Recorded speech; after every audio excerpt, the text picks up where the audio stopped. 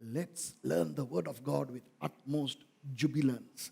දෙවියන් වහන්සේගේ වචනය ජුවලිතව අපි ඉගෙන ගමු. ஆண்டவருடைய வார்த்தை உற்சாகமாக பிரகாசமாய் படித்துக் கொள்வோம். ඔන්න ඉතින් ගිය ඉරිදා මං පටන් ගත්තා කතා කරන්න යාළුවෝ දෙන්නෙක් ගැන.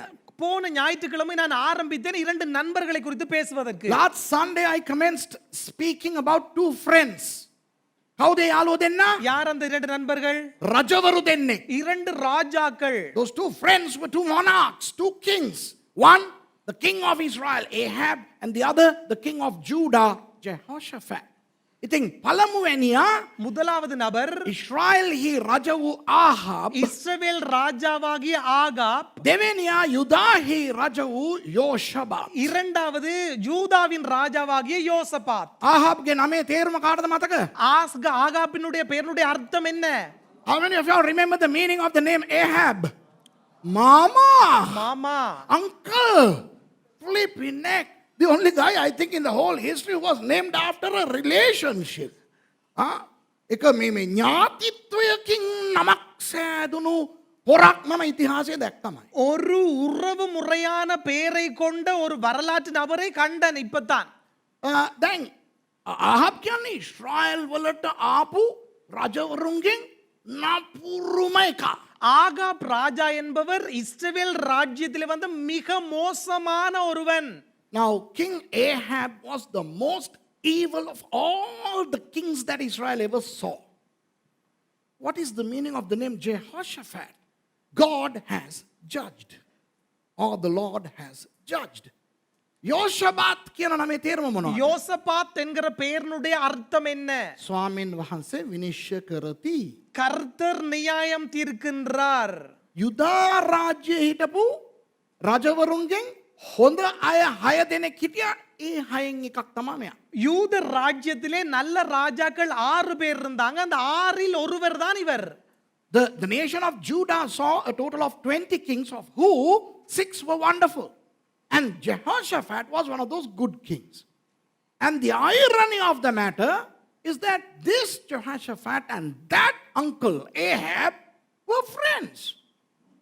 ප්‍රශ්නේ මොනවද නම් என்ன விடயம் என்று சொன்னால் මේ හොඳ ආත්මික යෝෂබාත් இந்த நல்ல ஆவிக்குரிய யோசபாத்தும் අර ජරා මාමා කියන නම ඇති ආහාබු යාළු. அந்த கேவலமான மாமா என்று அர்த்தமுடைய அவனும் இவர்கள் இருவரும் நண்பர்கள். මේ ඒ කාලේ කියනවා මේ වැඩිමහල්ලෝ කියනවා இப்ப அந்த நாட்கள்ல மூப்பர்கள் சொல்வார்கள், මේ යාළුවෝ කවුද කියලා කියපන් බං උඹ මොන වගේ එකෙක්ද කියලා මං කියන්නම් කියලා. உண்ட நண்பன் யாரென்று நீ எனக்கு சொல்லுடா, நீ யாரென்று நான் உனக்கு சொல்றேன். You know, those days they used to say, tell me who your friends are, then I will tell you who you are. ඉතින් අර සෙට් වෙන්නේ ඒ අයනේ නේ. அப்ப இணங்கி போறது அதுக்கு ஏற்றாக்கள் தானே. දැන් ආත්මික අපේ සභාවන් වල බලන්න. இப்ப எங்கட சபையை எடுத்து பார்த்தால் Look at take our churches.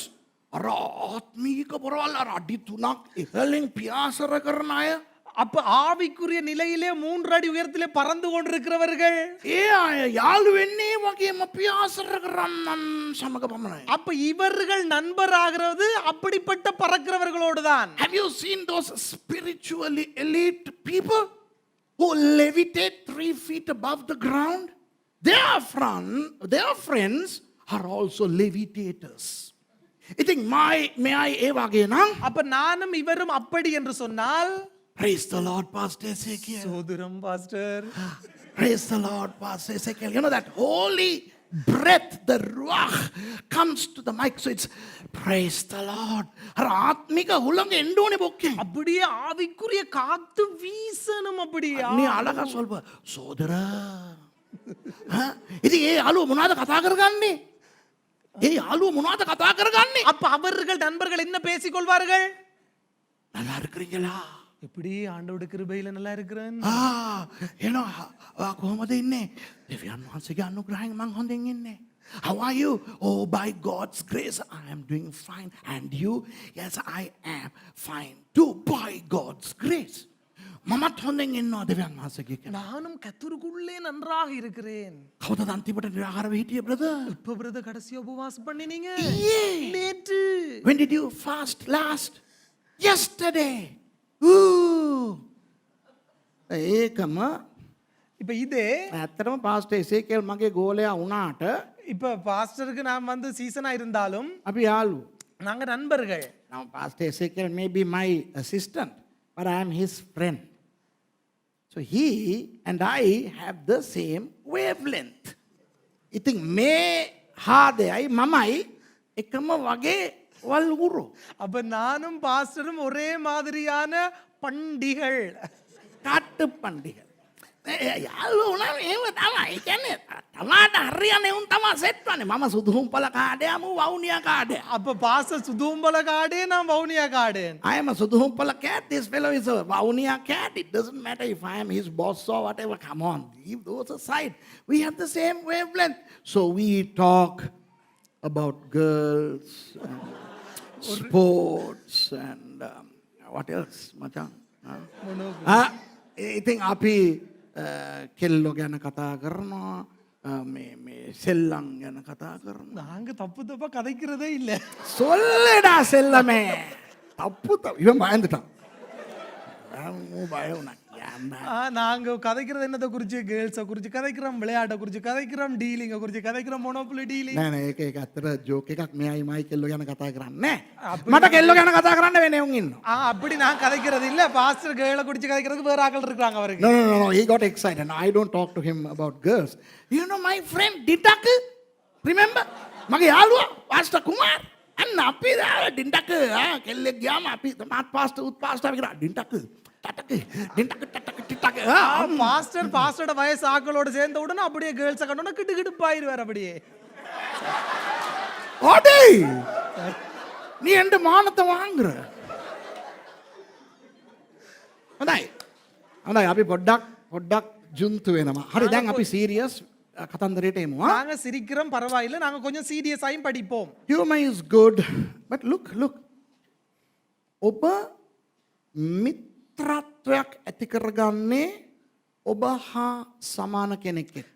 நீங்கள் நண்பத்துவத்தை உருவாக்கி கொள்ளுவது உங்களுக்கு இணங்க ஏற்றால் போல் ஆட்களோடு தான். You would befriend somebody who would share perhaps your age, your cravings, your wavelength.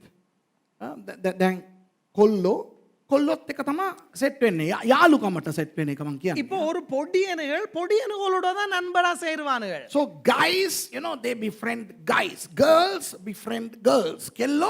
කෙල්ලොත් එක්ක සෙට් වෙනවා. பெண் பிள்ளைகளோட தான் செட் ஆகும். ඉතින් අර බැඳපු ඩයල් එක්ක සෙට් වෙනවා.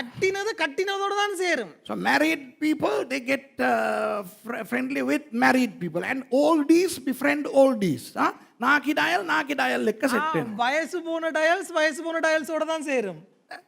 යාළුකමට මං කියන්නේ යාළුකම. நண்பத்துவத்துக்கு சொல்கிறேன். ඉතින් යහෝෂාෆාත් හොඳ දේව බය ඇති රජෙක් නම් இப்ப யோசபாத் நல்ல தேவ பக்தி உள்ள ஒரு மனிதன் என்று சொன்னால் එවන් දේව බයක් ඇති මිත්‍රයෙක් වෙන්න ඕනේ ආහාබ්. இப்ப அதே போல நல்ல தேவ பக்தி உள்ள நண்பனாக வேண்டும் Ahab. If Jehoshaphat was a God-fearing good king, his friend Ahab also should be a God-fearing good king. Or, since Ahab was a very bad, nasty king, his friend Jehoshaphat should have been a nasty king. එහෙම නැත්නම් ආහාබ් ජරා රජ කෙනෙක් වගේ යාළුවා யோசபாத் ජරා කෙනෙක් වෙන්න ඕනේ. அப்ப யோசபாத் கெட்டவனா இருக்கிறது போல இந்த ஆகாப் கெட்டவனா இருக்கிறது போல யோசபாத்தும் கெட்டவனா இருக்க வேண்டும். හැබැයි මෙතන ආහාබ් එච්චර ජරා රජ කෙනෙක් யோசபாத் කියන හොඳ දේව බය ඇති රජෙක් එක්ක යාළු වෙලා ඉන්නවා. මිත්‍රයෙක් වෙලා ඉන්නවා. இவ்வளவு கெட்ட ஆகாப் இந்த தேவ பக்தி உள்ள நல்ல யோசபாத்தோட நண்பனாக இருக்கிறான். The irony of the matter is that evil, godless Ahab is a good friend of the God-fearing, wonderful Jehoshaphat. එහෙම වෙන්න බෑ. அப்படி நடக்க முடியாது. එහෙම වෙන්න හොඳත් නෑ. அப்படி நடப்பதும் கூடாது. It shouldn't be like that. Why? Then හොඳ අය දෙවියන් වහන්සේ තුල ඉන්න අය අපි ඉහළින් ඉන්නේ. அப்ப நல்லவர்கள் ஆண்டவருக்குள்ள இருக்கிறவர்கள் நாங்கள் மேலாக இருக்கிறோம். Now we who are godly we are high above the level. You know, we are on higher ground. ඉතින් දෙවියන් වහන්සේ රහිත නපුරු අය ඉන්නේ පල්ලෙහා. ஆண்டவர் இல்லாத கெட்டவர்கள் இருப்பது கீழ்நிலையிலே. So those who don't have God and those who are essentially evil are down below. ඉතින් යාළුව වුණාම මෙහෙම අල්ලගෙන එකාව එක අදිනවනේ. அப்ப நண்பர்கள் ஆயினோன்னு ஒருத்தன் பிடிச்சு இப்படி இழுப்பானுகள் தானே. When you befriend somebody, you have to sort of hold hands with your friend and you have to pull. දැන් මම ජනිත්ව අදිනවා ජනිත් මාවත් ඇද පඹුදේ. அப்ப நான் ஜனித்தை இழுக்கிறேன் அவரும் என்னை இழுக்கிறார். Now you see, Janit pulls me and I pull him. Now what is the advantage he has? ඔහුට තිබෙන වාසිය මොනවාද? அவருக்கு இருக்கிற வாசி பக்கம் என்ன? පොළොවේ ආකර්ෂණයකට මොනවද කියන්නේ? අන්න හරි, ගෘත්ව ආකර්ෂණය එයාට උදව් කරන නිසා මම එයාව උඩට අදිනවට වඩා එයා මාව පල්ලෙහාට අදින්න ලේසි. அப்ப இந்த பூமி கதிர்வீச்சு அவரை கீழே இருந்து இழுக்கிறபடினாலே கீழே இருக்கிற ஒருவர் மேலே இருக்கிறவர் இழுப்பது மிக இலகு. புவி ஈர்ப்பு விசை. Since the gravity of the earth supports the person down below, the person down below can easily pull the man who is above to his level than vice versa. Does that make sense? Basic physics. මේක ඔයගලන්ට තේරෙනවද? ආත්මිකවත් එහෙම තමයි. இது உங்களுக்கு புரிகிறதா? ஆவிக்குரிய ரீதியாகவும் இப்படித்தான். දැන් මම ආත්මික මිනිස්සුත් එක්ක ආශ්‍රය කරන්නේ නැත්තේ ඇයි? அப்ப நான் ஆவிக்குரிய மக்களோடு நான் சஞ்சரிக்காதது ஏன்? මගේ පය පොළවේ වදිනවා ඒගොල්ලන්ගේ අඩි 3ක් ඉහළ තියෙන. என்னுடைய கால் பூமியிலே படுகிறது, அவர்களுடைய கால் 3 அடி மேல தான் இருக்குது. Why don't I befriend spiritual people? Because I am standing on the ground and they are 3 feet above the ground. Poor fellows, they will be dragged down. මාව යාළු වුණොත් මම ඒගොල්ලව පල්ලෙහාට ඇදලා දායි. அப்ப நான் நண்பனா இருந்தாலும் இழுத்து தான் கீழே போடுவேன் அவர்களை. තේරෙනවද මං කියන්නේ? புரியுதா நான் சொல்றது? hina වෙන්න ඕන තැන hina වෙන්නේ නැහැ. බිබික්කන් වගේ බාකමෝන වගේ බලන් ඉන්නවා. சிரிங்க, பல்லுகளை காட்டுங்க ஈயண்டு. Hey, that was supposed to be a joke. Thank you. Then யோஷபாத் ஆகாப். ඔන්න யோஷபாத் හොඳ කෙනෙක්. இந்த யோசபாத்தும் ஆகாப்பிடையில யோசபாத் நல்லவராய் இருக்கிறார், ආහාබ් නපුරු කෙනෙක්. ஆகாப் கெட்டவனாய் இருக்கிறார். Jehoshaphat was a good king and Ahab was a bad king. But they are friends. ඒගොල්ලෝ යාළුවෝ. ரெண்டு பேரும் இரு நண்பர்கள். දැන් ඔයගොල්ලෝ එක රාජාවලිය 22 කියවලා බැලුවොත් நீங்கள் 1 ராஜாக்கள் 22ஆம் அதிகாரத்தை வாசித்து பார்த்தால் ඔයගොල්ලන්ට තේරෙයි කවුද මේ දෙන්නව යාළු කෙරෙව්වේ කියලා. யார் இந்த இருவரையும் நண்பனாக்கினது என்பதை நீங்கள் கண்டுபிடிக்க முடியும். If you read 1 Kings chapter 22, you'll discover who initiated this friendship. Not Ahab, but Jehoshaphat.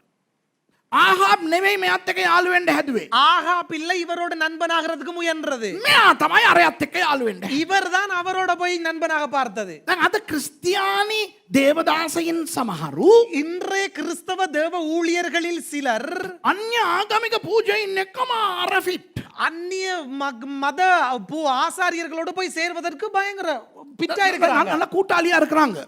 සමහර පාස්ටර්ස්ලා දේශපාලඥයින් එක්කම අරෆිට්. சில போதகர்கள் அரசியல்வாதிகளோடு நண்பர்களாய் இருக்கிறார்கள். ප්‍රාදේශීය සභා මන්ත්‍රීත් එක්ක ෆිට්. பிரதேச சபை மந்திரிகளோடும் நண்பர்களாய் இருக்கிறார்கள். ආරච්චි මහත්තයාත් එක්ක ෆිට්. ஜிஎஸ் ஓட நண்பர்களாய் இருக்கிறார்கள். DIG මහත්තයාත් එක්ක මේ SSP මහත්තයාත් එක්ක SP මහත්තයාත් එක්ක OIC මහත්තයාත් එක්ක අනේ IC මහත්තයාත් එක්ක ඕකම ෆිට්. ஏசி ஓஏசி இப்படிப்பட்ட எல்லாரோடையும் நல்ல நண்பர்களாய் இருக்கிறார்கள். You know, some pastors are good friends with some priests of other religions. I'm talking about Sri Lanka and India and some other countries also. Some pastors are friends with politicians. Ooh. Some pastors are friends with members of provincial council. Ooh. And Grama Niladaris, OIC, officer in charge of police stations, right? Senior superintendent of police, DIG, and all that kind of stuff. And they're very proud about it also.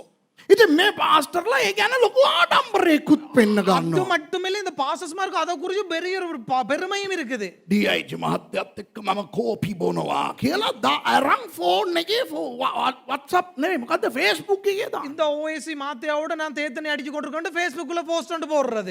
Look, I'm having a cup of coffee with the OIC or DIG at Shangri-La.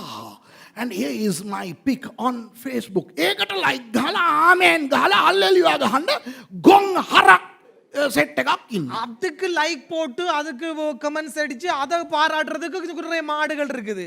And there are donkeys, monkeys, baboons and buffaloes who put likes and cheers and emojis and all that kind of stuff. They think it's a big thing. என்ன ලොකු ගේමක් කියලා ඒගොල්ලෝ හිතා ගන්න. அப்ப இது பெரிய ஒரு சாதனை அப்படின்ட்டு மண்டை பெருத்து ஆடுங்க. මෙතන ඔයගොල්ලෝ බැලුවොත් இப்ப இந்த இடத்துல நாம் அவதானித்தால் කොහොමද මේගොල්ලෝ යාළු උනේ කියලා. எப்படி இவர்கள் நண்பர்கள் ஆகினார்கள் என்று Now if only you try to discover how they became friends. ඔයගොල්ලෝ දැනගයි යෝෂබත් ආහාබ්ගේ සෙල්ලම තමයි මෙතනත් ගිහින් තියෙන්නේ කියලා. இப்ப இந்த இடத்துல பாத்தீங்கன்னு சொன்னா யோசபாத் ஆகாப்பினுடைய விளையாட்டு தான் இந்த இடத்துல போயிருக்கிறது நீங்க கண்டுபிடிக்க முடியும். You will discover that what happened between Jehoshaphat and Ahab was what happened here also. ඒ කියන්නේ ආහාබ් යෝෂබත්ව ගණන්වත් ගත්තේ නැහැ. ஆகாப் யோசபாத்தை கணக்கெடுக்கவே இல்ல. Ahab didn't even give any attention to Jehoshaphat. But Jehoshaphat befriended Ahab. Jehoshaphat ஆஹாப்ட்ட යාළු වෙනවා. அப்ப யோசபாத் தான் ஆகாபினிடத்துல போய் நண்பன் ஆகிறார். ජෙරුසලෙම් ඉඳන් මෙයා සමාරියාවට යනවා ඒ රජතුමා ළඟට. எருசலேமிலிருந்து சமாரியா ராஜாவினிடத்துல இவர் பிரயாணிக்கிறார். Jehoshaphat goes from Jerusalem to Samaria to visit Ahab. තෑගි භෝග අරගෙන යනවා. சும்மா அப்படியே பரிசு பொருட்கள் எடுத்து கொண்டு போறார். And he takes goodies as offerings to that king. මම දකින්නේ මස්කට්ටක් පස්සේ දිව එළියට දාගෙන යන බල්ලෙක් වගේ. நான் இதை காண்பது ஒரு எலும்பு துட்டுக்கு முன்னால நாக்க தொங்க போட்டு கொண்டு போற ஒரு நாயை மாதிரி. I see this like a dog with the long tongue out with saliva thereof going behind a bone. Like Snowy in Tintin. Tintin போதே ஸ்னோவியா வகை. அது தெரியும், அது ஆவிக்குரியவங்களுக்கு மட்டும்தான் விளங்கும் தம்பி. டின்டின் புத்தகத்தில் ஸ்னோவின்னு ஒருத்தர் வராரு. ඉතින් අපේ සමහර පාස්ටර්ස්ලා அப்ப எங்களுடைய சில போதகர்கள் මේ මැති ඇමති වරුන්ගේ ඔපිසියට යනවා. இந்த பிரதமர்களுக்கு மந்திரிகளுக்கு பின்னால போய் මේ අන්‍ය ආගමික පූජකවරුන් ගාවට යනවා. அப்படியே மத குருக்களுக்கு பின்னால போய் ආරච්චි මහත්තයා GS ඊට පස්සේ කවුද මේ ප්‍රාදේශ සභා මන්ත්‍රී ඊට පස්සේ යනවා. அப்ப ஜிஎஸ்க்கு பின்னால பிரதேச மந்திரிகளுக்கு பின்னால போய் අපේ බර්ත්ඩේ පාටියට එන්න කියලා අඬ ගන්න. எங்களுடைய பிறந்த நாள் கூட்டத்துக்கு வாங்க என்று මගේ கூப்பிட்டு, දුවගේ වෙඩින්ස් එකට එන්න කියලා කාඩ් එකක් දෙනවා. எங்களுடைய திருமண நாளுக்கு வாங்கன்னு சொல்லி இன்வைட் பண்ணி අපේ සංවත්සරයට එන්නකෝ කතාවක් පවත්තන්නකෝ ස්පෙෂල් පුටුවක් දෙන්නම් ඡන්ද 2000කුත් දෙන්නම්. எங்களுடைய ஸ்பெஷல் கூட்டங்களுக்கு வாங்க உங்களுக்கு ஓட்டும் போட்டு கதிரையும் தாரம் என்று சொல்லி So some of our pastors, some of the Christian ministers, they go behind politicians, they go behind the other religious priests and, the big shots, and they invite them for this, that, and the other, and they say, you are our chief guest, special guest. We shall give you a prominent seat plus 2,000 votes. Eating me berra gahagana palli asata enawa. அப்போ அந்த pant எல்லாம் அடிச்சு கொண்டு வருவாங்க சேச்சுக்குள்ள. வேணா பரவாயில்ல, அந்த மதங்கள்ட தாளங்கள் அடிச்சுட்டு வருவானுங்க. They come with their religious drums and paraphernalia, and these pastors are so proud. Me pastors lata nikan මාගෙදයනේ මාර මොකද්ද කික් එකක් තියෙන්නේ. அப்ப இந்த பாசஸ் மார்க்கம் அப்படியே பயங்கர ஒரு கிக் கொண்டு இருக்கு அதை செய்யறதுல. අයියෝ ලැජ්ජ නැද්ද? வெக்கம் இல்லையா? Yeah. Chia. Ahab never noticed Jehoshaphat, but this fellow wanted to befriend Ahab. ආහාබ් යෝෂපාත්ව ගණන්වත් ගත්තේ නැහැ. ஆகாப் யோசபாத்த கணக்கெடுக்கவே இல்ல. හැබැයි යෝෂපාත් යනවා මස් කට්ටක් පස්සේ යන බල්ල වගේ අර ආහාබ්. ஆனா யோசபாத் ஆகாப்பிடத்திலே நான் அந்த எலும்பு துண்டுக்கு பின்னால போற நாய மாதிரி போறார். මේ යෝෂපාත් ආහාබ්ව බලන්න ගියාට කවදාවත් ආහාබ් යෝෂපාත්ව බලන්න ආවේ නැහැ. யோசபாத் ஆகாப்பை பார்க்க போனதுக்கு என்ன ஒருபோதும் ஆகாப் யோசபாக்கை பார்க்க வரவே இல்லை. Jehoshaphat went to visit Ahab, but Ahab never ever visited Jehoshaphat. දැන් ඕගොල්ලන්ට යාළුවෝ ඉන්නවා නම් இப்ப உங்களுக்கு நண்பர்கள் இருந்தால் ඕගොල්ලෝ විතරද ඒගොල්ලන්ගේ ගෙවල් වලට යන්නේ? இப்ப நீங்களா ஒவ்வொரு போதும் அவங்களோட வீட்டுக்கு போறீங்க? If you have friends, are you the only ones who is visiting your friend and your friend never comes to you? ඔයාගේ යාළුවා ඔයා ළඟට එන්නේ. அந்த உங்களோட நண்பர் உங்களிடத்துல வர மாட்டாரா? එහෙම යාළුවෝ හිටියා නම් අතෑරලා දානවා ඔයි. அப்படி நண்பர்களை தான் சும்மா விட்டு போடுங்க. If you have friends like that, just drop them, just abandon them. Why the hell do you want friends who don't respect you, but they want your respect? ඕගොල්ලන්ට ගරු කරන්න බෑ. හැබැයි ඕගොල්ලෝ උන්ට ගරු කරන්න ඕනේ කියන මිත්‍රයින් මොනවටද? உங்களை கணக்கெடுக்கிறான் இல்ல, ஆனா நீங்க அவனை கணக்கெடுக்கணும்னு நினைக்கிறான்னு சொன்னா அந்த நண்பன் என்னத்துக்கு? ඒ නිසා පීචන් වෙන්න එපා, නෝන්ඩි වෙන්න එපා. ஆகவே நோண்டியாகி கேவலமாக வேண்டாம். So don't just, humiliate yourself and call yourself humble. We are talking about friendship, not any other. අපි කතා කරන්නේ මිත්‍රත්වය ගැන. நாங்க கதைப்பது நண்பத்துவத்தை குறித்து. හරිද මං කියන එක? කී දෙනෙකුට තේරෙනවද? කී දෙනෙක් පිළිගන්නවද මං කියන එක? நான் சொல்வது சரியா? எத்தனை பேருக்கு இது நேத்து கேட்டுக்கொள்றீங்க? How many of you all accept what I say? Isn't that happening? ඕක වෙන්නේ නැද්ද? இது நடக்குதா இல்லையா? සමහර වෙලාවට අර යාළුවා පොඩ්ඩක් හයිපයි යාළුවෙක්.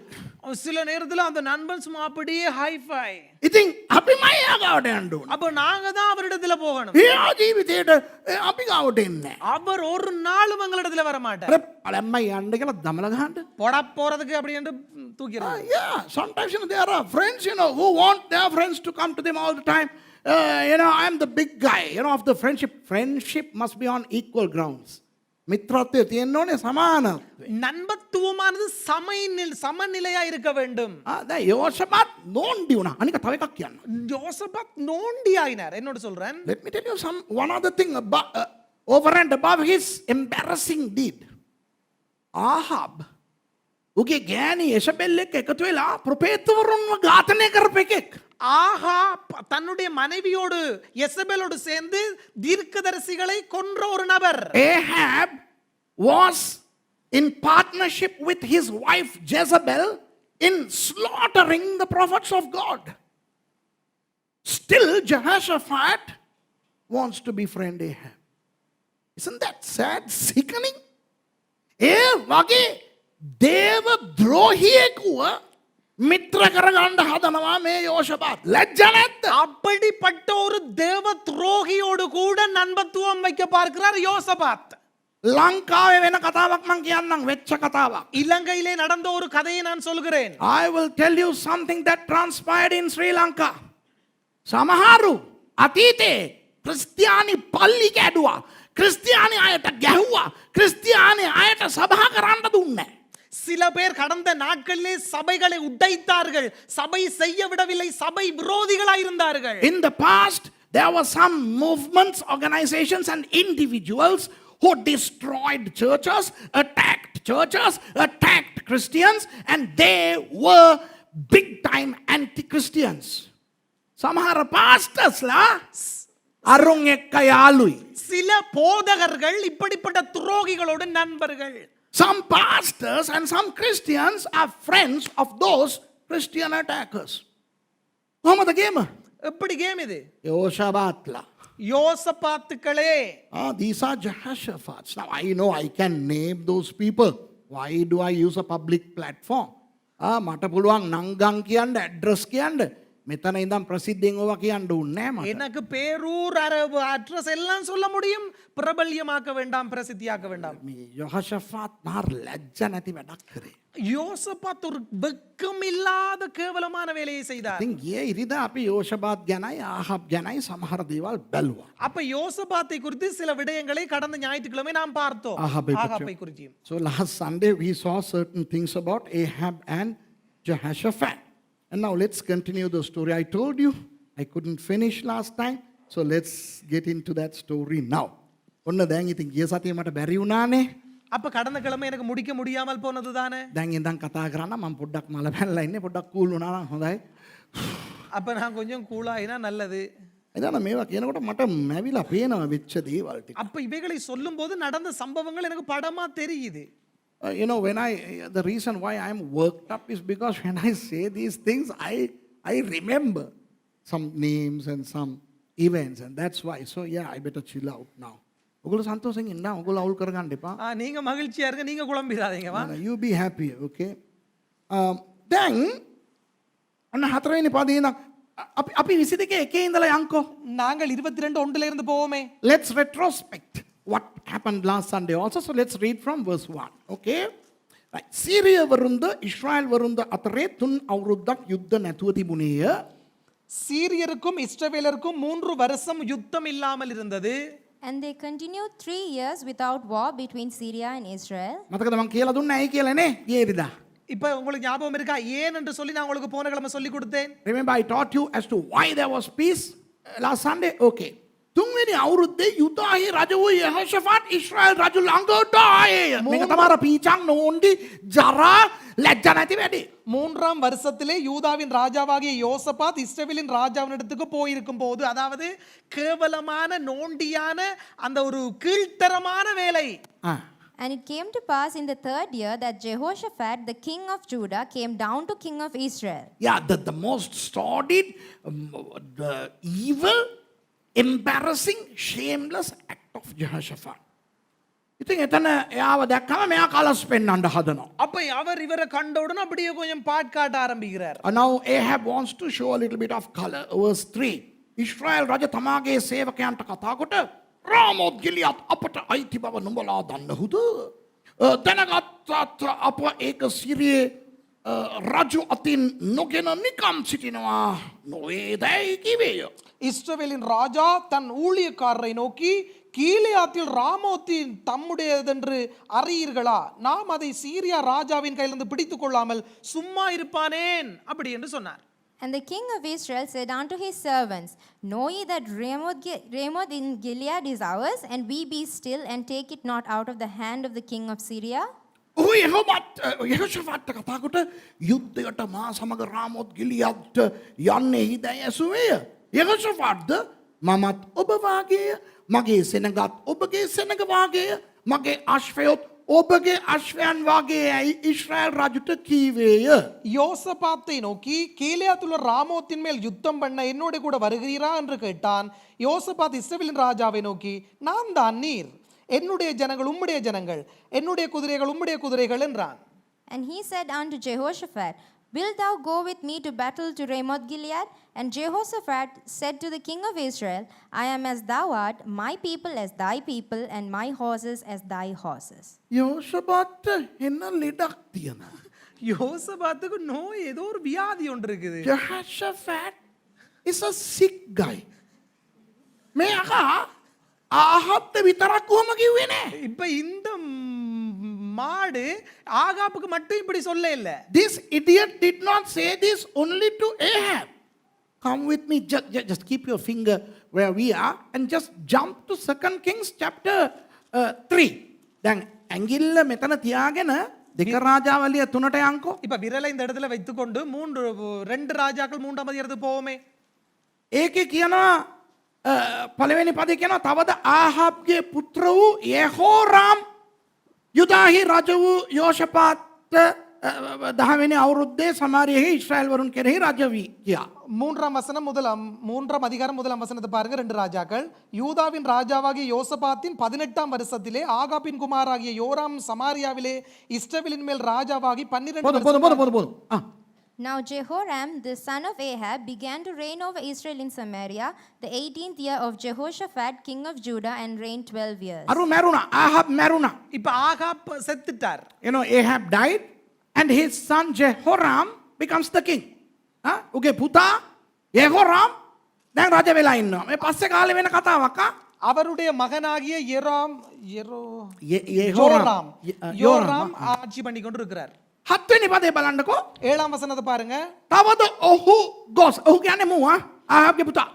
இப்ப ஆகாப்புக்கு அடுத்த ஆள் போய் என்ன சொல்றாருன்னு பாருங்க. යුදාහි රජ වූ යෙහෝෂාෆාත් වෙත පණිවිඩයක් යවමින් මෝවාබී රජ මට විරුද්ධව කැරලි ගැසුවේය. ඔබ මා සමග මෝවාබ්වරුන්ට විරුද්ධව යුද්ධයට යන්නේදැයි අසා ඇරියේය. ඔහුද කවුද අපේ එකා? යන්නෙමි මම ඔබ වාගේ මගේ සෙනඟත් ඔබගේ සෙනඟ වාගේ මගේ ආශ්‍රයත් ඔබගේ ආශ්‍රය වාගේ කිය. මුට මොනවද වෙලා තියෙන්නේ? 7ஆம் வசனத்தை பாருங்க. மோவாபின் ராஜா எனக்கு விரோதமாய் கலகம் பண்ணினான், மோவாபியர் மேல் யுத்தம் பண்ண என்னோட கூட வருகிறாண்டு யூதாவின் ராஜாவாகிய யோசபாத் கேட்ட பின்பு அவர் சொல்றாருன்னு சொன்னா, அவன் நான் வருகிறேன், நான் தான் நீர், என்னுடைய ஜனங்கள் உம்முடைய ஜனங்கள், என்னுடைய குதிரைகள் உம்முடைய குதிரைகள் என்றார். நாஜையா இவனுக்கு. Read what that idiot is now responding to Jehoram. And he went and sent to Jehoshaphat, the king of Judah, saying, The king of Moab has rebelled against me. Wilt thou go with me against Moab to battle? And he said, I will go up. I am as thou art, my people as thy people, and my horses as thy horses. මුට මාර පිස්සුවක් තියෙන්නේ. இவனுக்கு ஏதோ பைத்தியம், ஏதோ ஒரு பைத்தியம் ஒன்று இருக்கு. This fellow is mad. ආහාබ් අහනවා සිරියාවත් එක්ක යුද්ධ කරන්න ඔය එනවද කියලා. இப்ப ஆகாப் கேட்கிறார், சீரியாவோட யுத்தம் பண்ண நீ வாரியா அப்படி என்று. Ahab asked when he was alive, hey Jehoshaphat, would you come with me to fight the Syrians?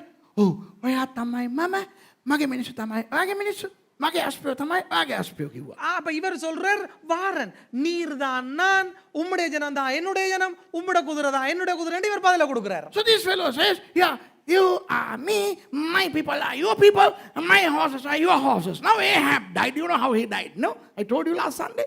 කොහොමද ඔක මැරුණේ කියලා මං කිව්වනේ ආහාබ්. அப்ப நான் சொல்லி கொடுத்தேன் ஆகாப் எப்படி செத்தாருன்னு சொல்லி போனங்களமே. අන්න දැන් ජෙහෝරාම් රජ වෙලා ඉන්නවා. இப்ப யோராம் ராஜாவாகி இருக்கிறார். ඒදෝම්වරු එක්ක මූ ගහ ගන්න යන්න මෙයාගෙන් අහනවා එනවද? இப்ப ஏதோமியரோட போய் அடிபடுவதற்கு இவர் கேட்கிறார், வாரியா?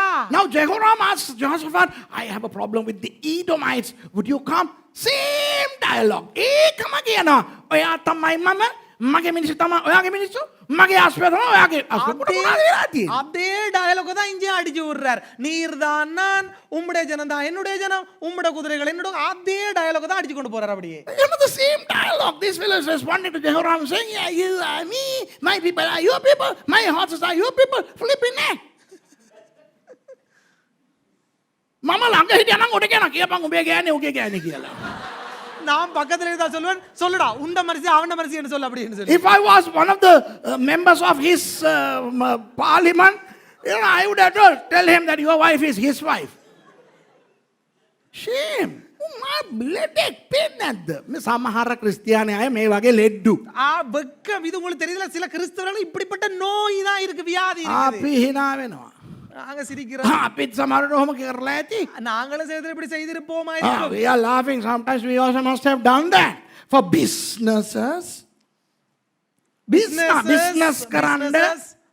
මේ ඔයයි මමයි අපි දෙන්න එකයි. நீ நானும் சேர்ந்து அப்படியே இணைஞ்சு. You and I are same. දැන් මෙහෙමයි. අපි දෙන්න එකතු වෙලා කඩයක් අරිමු. அப்ப நீ நானும் சேர்ந்து ஒரு கடை ஒன்று திறப்போமா? You and I, we open a shop. ඔයා මොනවද කරන්න? ඔයාගේ ආගමික වතාව කරන්න. அப்ப நீ என்ன செய், உண்ட மடங்கு மத சடங்காச்சாரம் எல்லாம் நீ பூசைய காட்டு. So you bring your religious priest and you do your religious thing. I'll just stand and wait. මම මෙහෙම හිටගෙන ඉන්නවා அப்ப ඔයගොල්ලෝ நான் අරක කරනකම්. இப்படி பார்க்காம இப்படி இந்த பக்கம் திரும்பி கொண்டிருப்பேனா? පාත්කට. பார்த்துக்கிட்டு திரும்பி கொண்டு. ඊට පස්සේ මම පාස්ටර්ටත් එන්න කියනවා. අපේ පාස්ටර්ත් මොකක් හරි ආඥාවක් කරයි. அப்ப எங்கட பாஸ்டரும் வர சொல்லி இருக்கிறார், அவரும் ஒரு ஜெபத்தை பண்ணுவாரா? So our pastor will also come, and after you do your thing, our pastor will do his thing. මාරයිනේ. அப்ப இது பாருங்கிற சிறப்பு. ඉතින් මගේ මචංගේ පූසාරියා ඇවිල්ලා මිනිහා හරි අරවජල් ප්‍රීස් ජල්තර ඔක්කොම කරලා දුන් අල්ලලා යාදටන් දිටින් දිටින් දඩඩටන් දන් ඔක්කොම කරනකම් මම මෙහෙම හිටගෙන ඉන්නවා. அப்ப அந்த ஐயர் வந்து அப்படியே අර අයියර්න சொல்லாத ඉන්දු එංගල කොල්ලු. அந்த அந்த ஆசாரிய பிற மதத்து நான் இல்லை இவன்.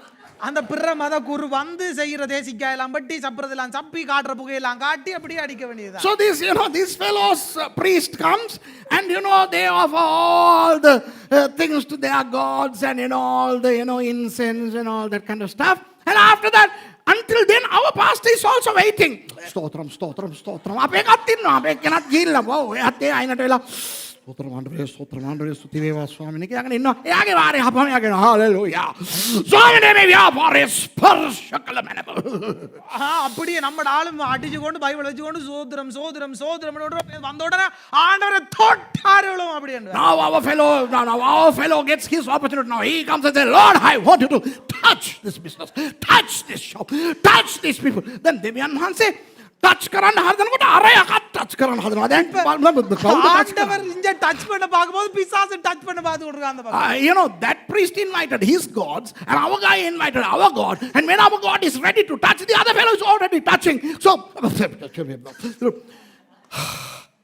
pandemonium in the spiritual world.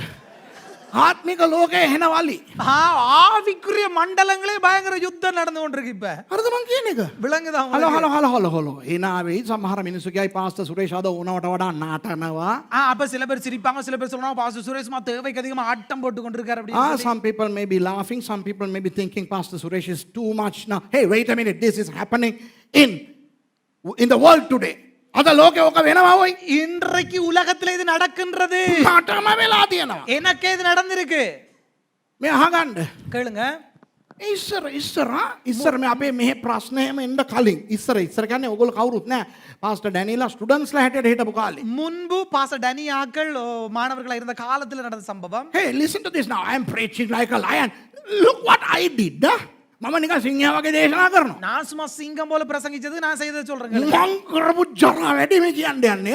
நான் செய்த ஒரு கேவலமான வேலையை சொல்ல போறேனா? ඔන්න පාස්ටර් ඩැනිලා ස්ටුඩන්ට්ස්ලා කාලේ இப்ப பாஸ்டர் டனி மாணவர்களா இருக்கிற காலத்துல අපි මෙතන හොරෙන් සභා කරන කාලේ அப்ப நாங்க இந்த இடத்துல திருட்டுத்தனமாய் சபை செய்து கொண்டிருக்கும் போது එන බයයි. பயத்தோட. You know, when Pastor Danny and them were students, we had our church services here discreetly and we were full of fear. Weren't we? Go, Mercy, Danny, Raja. பயங் නෙවෙයිද අපි හිටියේ? பாஸ்டர் டனி சிஸ்டர் மர்சி பாஸ்டர் ராஜா பயத்தோட தானே இருந்தோம். We were afraid. வாහනයක් එන්න බෑ බලනවා කවුද அவர் வாகன மந்திரில அப்படி பூந்து பார்க்க முடியும். யாருடா வராங்க? You know, when we hear the sound of a vehicle who is coming, you know, we were so paranoid. ඒ අවස්ථාවේ මට ඇරයුමක් ලැබුණා. அந்த நேரத்தில் எனக்கு ஒரு அழைப்பு வந்தது. I received an invitation. You know what that invitation was? All religious priests unitedly joined for some enterprise. සර්ව ආගමික කටයුත්තක් අපි ඉදිරිපත් කරනවා. சர்வ மத ஒன்றிணைப்பு செய்து கொண்டிருக்கிறோம். ක්‍රිස්තියානි පූජකවරයා හැටියට ඔයාව අපි අඬ ගහනවා කියලා කිව්වා. ஒரு கிறிஸ்தவ மத போதகராய் உங்களையும் அழைக்கிறோம் என்று சொன்னார்கள். ඔයගොල්ලෝ දන්නවද? என்ன தெரியுமா? මෙතන ඉඳන් මං ඔළුව වෙනකන් චූන් වුණා මට. இங்க இருந்து மண்ட வரைக்கும் அப்படியே சூன் ஆயிட்டேன். I was so excited from my soul to my crown. Why? ඒ දන්නවද? පිට මිනිස්සු මට පූජකයා කියලා කියනවා. ஏன் தெரியுமா? வெளி நபர்கள் என்ன ஒரு மத குருவாய் சொல்கிறார்கள் அப்படி என்று சொல்லி. Outsiders are now calling me a priest. ඉතින් මම යනවා දැන්. පළවෙනි සර්ව ආගමික උත්සවය සඳහා පල්ලෙහා තලාතුවටම යනවා. முதலாவது சர்வ மத ஒன்றிணைப்புக்கு நான் பயணிக்கிறேன். So I was on my way in that little trishaw to the Talatoya, first ever all multi-religious whatever. මට කෝල් කරේ කවුද? எனக்கு அழைத்தது யார்? පාස්ටර් ආබෙල් කෝල් කරනවා ෆ්‍රාන්ස් ඉඳලා. பாஸ்டர் ஆபேல் பிரான்ஸ்ல இருந்து கால் பண்றார். Pastor Abel is calling me from France. Pastor Suresh, praise the Lord. කොහොමද ඉන්නවා මොනවද කරන්නේ? Pastor Suresh praise the Lord எப்படி இருக்கீங்க? என்ன செய்றீங்க? How are you, Pastor Suresh? What are you up to these days? And I told him, you know what, Pastor, glory to God. There is this multi-religious enterprise and they have invited me to become part of it. I am representing the Christian community. Hallelujah. Thank you, Pastor. දන්නවද? Pastor நான் சொன்ன உங்களுக்கு தெரியுமா pastor? සර්ව ආගමික කටයුත්තකට මාව ඒගොල්ලෝ ඇරයුම් කරලා சர்வ மத ஒன்றிணைப்புக்கு என்ன அழைச்சிருக்காங்க අන්න මම දෙවියන් වහන්සේට ප්‍රශංසා කරනවා පාස්ටර් හල්ලෙලුයා. ඒකේ පළවෙනි රැස්වීමට මම මේ අනින් ගමන් ඉන්නේ. இந்த ஆண்டவரை துதிக்கிறோம் பாச சோத்திரம் இந்த முதலாவது கூட்டத்துக்கு போய் கொண்டிருக்கிறேன் මම හිතුවා එයා කියයි කියලා පාස්ටර් සුරේෂ් නියමයි අද ඉඳන් දෙවියන් වහන්සේ වාව ආශිර්වාද කරනවා කියලා කියයි කියලා. அப்ப நான் நினைச்சேன் இந்த பாச உங்களை உண்டையில இருந்து ஆண்டவர் ஆசீர்வதிக்க போறாருன்னு அவர் சொல்லுவாருன்னு நினைச்சேன் I thought Pastor Abel would tell me, glory to God, Pastor Suresh, God is going to bless you from today. ඒකනේ ගොඩක් අය කියන්නේ අද ඉඳන්. இப்ப இந்த நாட்கள்ல எல்லாரும் அதுதான் சொல்றாங்க இன்றிலிருந்து இண்டையில இருந்து உன்னை ஆசீர்வதிப்பார் You know, now it is a trend for pastors to say, God is going to bless you from today. Sorry, he couldn't do anything until yesterday. ඊයේ වෙනකම් මොනවත් කරගන්න බැරුව හිටියේ උන්වහන්සේ. நேற்று எதுவும் செய்ய முடியாம இருந்து கொண்டிருந்தார் ஆண்டவர் Pastor Abel මොනවද දන්නවද කිව්වේ? என்ன தெரியுமா பாஸ் ஆபேல் சொன்னார் Pastor මට ඔය ගැන සමාදානයක් නැහැ කිව්වා. பாஸ்டர் இத குறிச்சு எனக்கு சமாதானம் இல்ல அப்படி He said, Pastor, I am not at peace with what you are doing. Be careful, he said. පරිස්සම් වෙන්න කියලා කිව්වා. கவனம் பாஸ்டர் அப்படின்னு சொல்லி சொன்னார் මම හිතින් හිතාගෙන ගියා. நான் உள்ளத்துல நினைச்சு கொண்டு போனேன் ඔයා ෆ්‍රාන්ස්නේ ඉන්නේ ඔයා දන්නේ නැහනේ මේක කොච්චර අපිට වැදගත්ද කියලා. ஓ நீங்க இருக்கிறது பிரான்ஸ்ல தானே இஞ்சங்களுக்கு இது எவ்வளவு முக்கியம்னு உங்களுக்கு தெரியாதே මං ගියා. நான் போனேன் So I thought to myself, you are in France, you don't know the importance of this. Ooh, the recognition. So I went. You know what? I was seated next to a Muslim imam and a Buddhist priest. Mama ඉඳගත්තේ මෙහා පැත්තේ ඉස්ලාම් ඉමාම්වරයෙක් මෙහා පැත්තේ සංඝයා වහන්සේ කෙනෙක්. நான் அமர்ந்து கொண்டது இந்த பக்கம் ஒரு முஸ்லீம் இமானுக்கு பக்கத்துலயும் இந்த பக்கத்துல ஒரு பௌத்த ஒரு பிக்குவானவர். பிக்குவுக்கு பக்கத்துலயும் අපි තුන්දෙනා කතා කරගෙන ඉන්නවා. දැන් පොඩ්ඩක් වෙලා ගියා වැඩේ පටන් ගන්න. அப்ப நாங்க மூன்று பேரும் பேசிக்கொண்டு தான் கொஞ்சம் நேரம் போய் கொண்டிருந்தது ඉතින් එයා මගෙන් අහනවා ඔයා කවුද? அப்ப அவர் கேட்கிறான்ட்ட நீங்க யார் ඔයගොල්ලෝ දන්නවද මට මාර සුමියක්. எனக்கு உங்களுக்கு தெரியுமா அப்படியே சூனாயிட்டார் මට මාර චුණා. I was so excited. I was so proud to sit right in the middle of these two priests. මාර ආඩම්බරයක් මට තිබුණේ. எனக்கு பயங்கர ஒரு பெருமை ஒன்று இருந்தது ඊට පස්සේ ඉතින් වෙච්ච දේවල් වුණා. அப்ப அதுக்கு பிறகு நடந்த சில காரியங்கள் நடந்தது ඔයගොල්ලෝ දන්නවද? உங்களுக்கு தெரியுமா සත්‍ය මට තේරෙන්න දවසක් සුමානයක් මාසයක් අවුරුද්දක් නෙවෙයි අවුරුදු ගාණක් ගියාහලෝ. உண்மை எனக்கு தெரிவதற்கு நாட்கள் கிழமைகள் மாசம் இல்ல ஒரு வருடம் ஆயினது It was not a day, a week, a month or a year, but many years went by before I realized what sort of a sordid thing I did. මොන තරම් දෙයක් මං ජරා වැඩක් කරාද කියන එක මට எவ்வளவு තේරුණා. கேவலமான வேலையை செய்தனண்டு எனக்கு அது விளங்க நாள் ஆயினது ඔයාලට තේරෙනවද මං කියන එක? விளங்குதா உங்களுக்கு நான் சொல்றது හරි භයානකයි. ඒ නිසා තමයි දැන් මම මෙහෙම භයානක විදිහට කෑ ගහලා මම මෙහෙම කතා කරනකොට මම මෙතන කියන්න හදන්නේ ඔය වැරදි මංගාව නෑ කියන එක නෙවෙයි. நான் அப்படி கத்தி பயங்கரமா பேசினதில்லை நான் சொல்ல முயல்வது என்னன்னா நான் இப்படி ஒரு பிழையும் செய்யவில்லை என்பது அல்ல I am not in any way implying that I have never done these mistakes and therefore I am very, strong in my perspective. No. I committed all these mistakes and I realized through the word of God. I repented and therefore I am inviting those who are still in that to join me in repenting and coming away.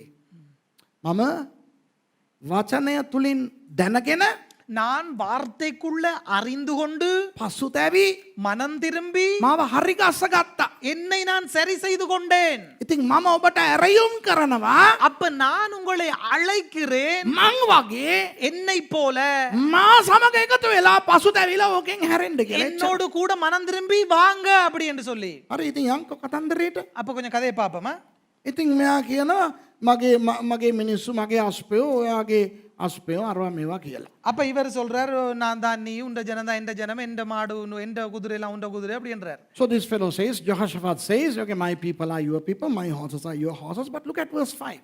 Still he wants to be spiritual. මෙයාට පොඩ්ඩක් ආත්මිකව ඉන්නත් ඕනේ අපිත් ඒ වගේ. இப்ப இவருக்கு கொஞ்சம் ஆவிக்குற நிலைமையில இருக்கவும் தேவைப்பட்டுச்சு பாருங்க 5ஆம் வசனத்தை කොච්චර ජරා වැඩ කරත් අපිත් ආත්මිකව පොඩ්ඩක් වැඩ කරනවා නැතුව எவ்வளவு නෙවෙයි නේ. எவ்வளவுதான் கெட்ட வேலை செய்தாலும் கொஞ்சம் ஆவிக்கும் இல்லை அப்பப்ப நாங்களும் இருக்க பார்க்கிறோம் ඒකේ இல்லையா? මාර සැටිස් එකක් තියෙන්නේ නේද? அப்ப பெரிய ஒரு திருப்தி உண்டு இருக்கு அதுல. When we involve a little bit of spirituality in our jugglery, a tremendous inexplicable satisfaction sets in. Isn't it? නේ හොර වැඩක් කරනකොටත් යාඥා කරලා කරපන්. මාර ආතල් එකක් තියෙනවා. அப்ப கொஞ்சம் திருட்டு வேலை கொஞ்சம் கேவலமான வேலை செய்யும்போது பயங்கர ஆத்தல் சந்தோஷம் அப்படி மகிழ்ச்சி. இல்ல செல்லம். அந்த கள்ள வேலை செய்யும் போது கூட கொஞ்சம் ஜெபம் பண்ணிட்டு செஞ்சு பாரு. கொஞ்சம் நல்லா இருக்கும். You know, even when you do bad things, just pray and do. You'll get a kick out of it. Okay, verse 5. Then මෙයා තවද යහෝෂාෆාට් මේ ස්වාමීන් වහන්සේගේ වචනයත් අද විභාග කළ මැනවයි ඊශ්‍රායල් රජුට කීය. அப்ப 5ஆம் வசனம் சொல்லுது 22:5 பின்னும் யோசபாத் இஸ்ரவேலின் ராஜாவை பார்த்து கர்த்தருடைய வார்த்தை இன்றைக்கு விசாரித்து அறியும் என்றான். And Jehoshaphat said unto the king of Israel, Inquire, I pray thee, at the word of the Lord today. මිත්‍රේනි මෙතන ඔයගොල්ලන්ට අමුත්තක් පිස්සුවක් දැනෙන්නේ නැද්ද මේ පදයෙන්? அன்பானவர்களே உங்களுக்கு இந்த இடத்துல ஒரு வித்தியாசமான ஒரு பைத்திய நிலைமை காட்சி அளிக்கிறதா? Don't you see something very insane and stupid in this verse?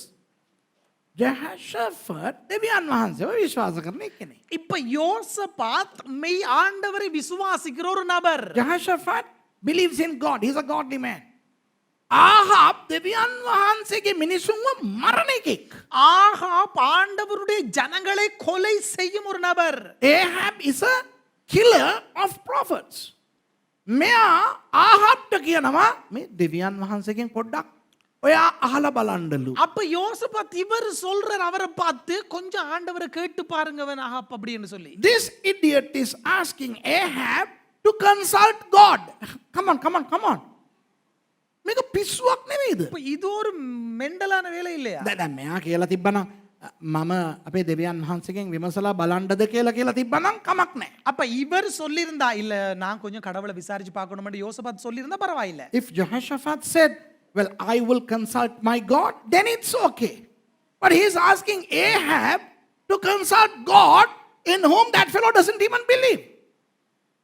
ඌ විශ්වාස කරන්නේ නැති දෙවියන් වහන්සේගෙන් අහලා බලන්නලු දෙවියන් වහන්සේට මේක ඕකේද කියලා. அவன் நம்பாத ஒரு இறைவனிடத்திலே கேட்டு பார்க்கட்டாம் இது சரியா பிழையா அப்படின்னு சொல்லி. මේක මෝඩ කතාවක්ද නැද්ද? இப்ப இது ஒரு முட்டாள்தனமான ஒரு கதையா இல்லையா? පිස්සු කතාවක්ද නැද්ද? ஒரு பைத்தியமான கதையா இல்லையா? Isn't this foolish and insane? What do you say? අපිත් මේ මෝඩ වැඩේ කරනවා. அப்ப நாங்களே இப்படியான முட்டாள்தனமான வேலைகளை செய்கிறோம். We also do this same mistake. දෙවියන් වහන්සේව දන්නේ නැති, දෙවියන් වහන්සේව විශ්වාස කරන්නේ නැති සමහර මිනිස්සුන්ට කියනවා ඔයත් යේසුස් වහන්සේට යාඥා කරන්නකෝ උන්වහන්සේ අහයි කියලා. ஆண்டவரை தெரியாத அறியாத மக்களிடத்திலே சொல்றோம் நீங்களும் கொஞ்சம் இயேசுவிடத்துல கேட்டு பாருங்க இத குறித்து. You know, we sometimes say to people who don't know God, who don't believe in God, you talk to Jesus also. ඔගොල්ලෝ කී දෙනෙක් ඔක කරලා තියෙනවා? எத்தனை பேர் நீங்க இதை செய்திருக்கிறீங்க? How many of you have done that? මෙහෙමයි. දැන් එක්කෙනෙක් කියනවා එන්න ලොකු ප්‍රශ්නයක් එක්ක. அப்ப ஒரு ஆள் வாரார் இப்படித்தானா ஒரு பெரிய பிரச்சனையோட வாரார். Somebody comes to you with a huge problem. දැන් ඕගොල්ලෝ ඒ පුද්ගලයාගෙන් අහනවා ඔයා යේසුස් වහන්සේව විශ්වාස කරනවද? அப்ப நீங்க கேக்குறீங்க அந்த நபர் இடத்துல நீங்க இயேசுவை நம்புறீங்களா? Do you believe in Jesus? You ask that person and the person says I don't know even Jesus. මට යේසුස් වහන්සේව දන්නේත් නැහැ. அப்ப அவர் சொல்ற எனக்கு இயேசுவண்டா ஆரண்டே தெரியாது. දැන් ඕගොල්ලෝ යේසුස් වහන්සේ ගැන කියලා දෙන්න අහන තත්වයකින් එයාත් නැහැ. එයා එන්න අප්සෙට් වෙලා කැඩිලා ඉන්නේ. அப்ப நீங்க இயேசுவை குறித்து சொல்லி கொடுக்கும்போது அவர் கேட்கிற நிலைமையில இல்ல அவர் உடனே நொறுங்கி போயிருக்கிறார். That person is not in a position to listen to what you have got to say about Jesus because that person is dilapidated, fragile, hurt and all that. දැන් ඕගොල්ලෝ මොනවද කරන්නේ? இப்ப நீங்க என்ன தெரியுமா செய்வீங்க? ඔයා යේසුස් වහන්සේට කියන්නකෝ. நீங்க இயேசுவோட கொஞ்சம் சொல்லுங்கவன். You tell Jesus. He listens to everybody. උන්වහන්සේ හැම කෙනාටම අහුම්කම් දෙනවා. ஆண்டவர் எல்லாருக்கும் செவி கொடுக்கிறார். ඔයා යේසුස් වහන්සේට ඉල්ලන්නකෝ. இப்ப நீங்க உங்களோட இயேசுவிட்ட கேளுங்கவன். මෝඩ හරක් වැඩක් නේ මේක. இது முட்டாள்தனமான மாட்டு வேலை. Isn't this a stupid idea? Well, listen. God loves everybody. That's a different story. දෙවියන් වහන්සේ හැමෝටම ප්‍රේම කරනවා. ඒක වෙනයි. ஆண்டவர் எல்லாரையும் நேசிக்கிறார், அது வேற கதை. හැබැයි හැමෝම අපේ දෙවියන් වහන්සේට කතා කරන්න තරම් උන්වහන්සේ නිකන් එක්කෙනෙක් නෙවෙයි. ஆனா எல்லாரும் ஆண்டவரோடு பேசக்கூடிய அளவுக்கு ஆண்டவர் சாதாரணமான ஒருவர் இல்ல. You know, not everybody can talk to our God. Now don't take our God to the level of an idol.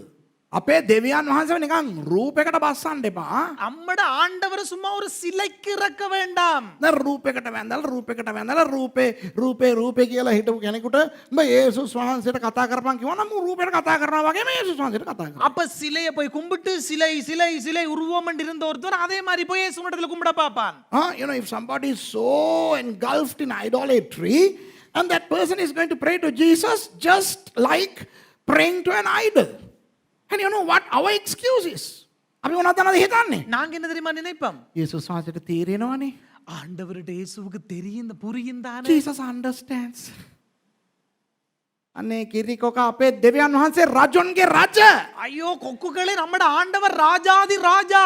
Our God is the King of Kings. Until and unless that person accepts God, that person is not worthy to talk to God. ඒ පුද්ගලයා යේසුස් වහන්සේව පිළිගන්නකම් ඒ පුද්ගලයාට බෑ යේසුස් වහන්සේට කතා කරන්න. அந்த நபர் இயேசுவை ஏற்றுக்கொள்ள மட்டும் அந்த நபருக்கு முடியாது இயேசுவோடு பேசுவதற்கு. මට පෙන්වන්න බැරි වැඩක් මිනිස්සු කරනවා. எனக்கு கண்ணுல காட்ட முடியாத வேலை மக்கள் මම செய்கிறார்கள். කරන්නේ මිනිස්සු ඉතින් තරහත් වෙනවා. நான் செய்யறதும் இல்ல, நான் மக்களோட கோவிக்கிறேன் சில நேரத்திலே. Sometimes I am forced or impelled to do something which I don't do and people get upset. ගැලවීම ලැබපු නැති කාව හරි ගෙනල්ලා මෙයාගේ ප්‍රශ්නයක් තියෙනවා මෙයාට ආඥා කරන්න කියනවා. මම ආඥා කරන්නේ.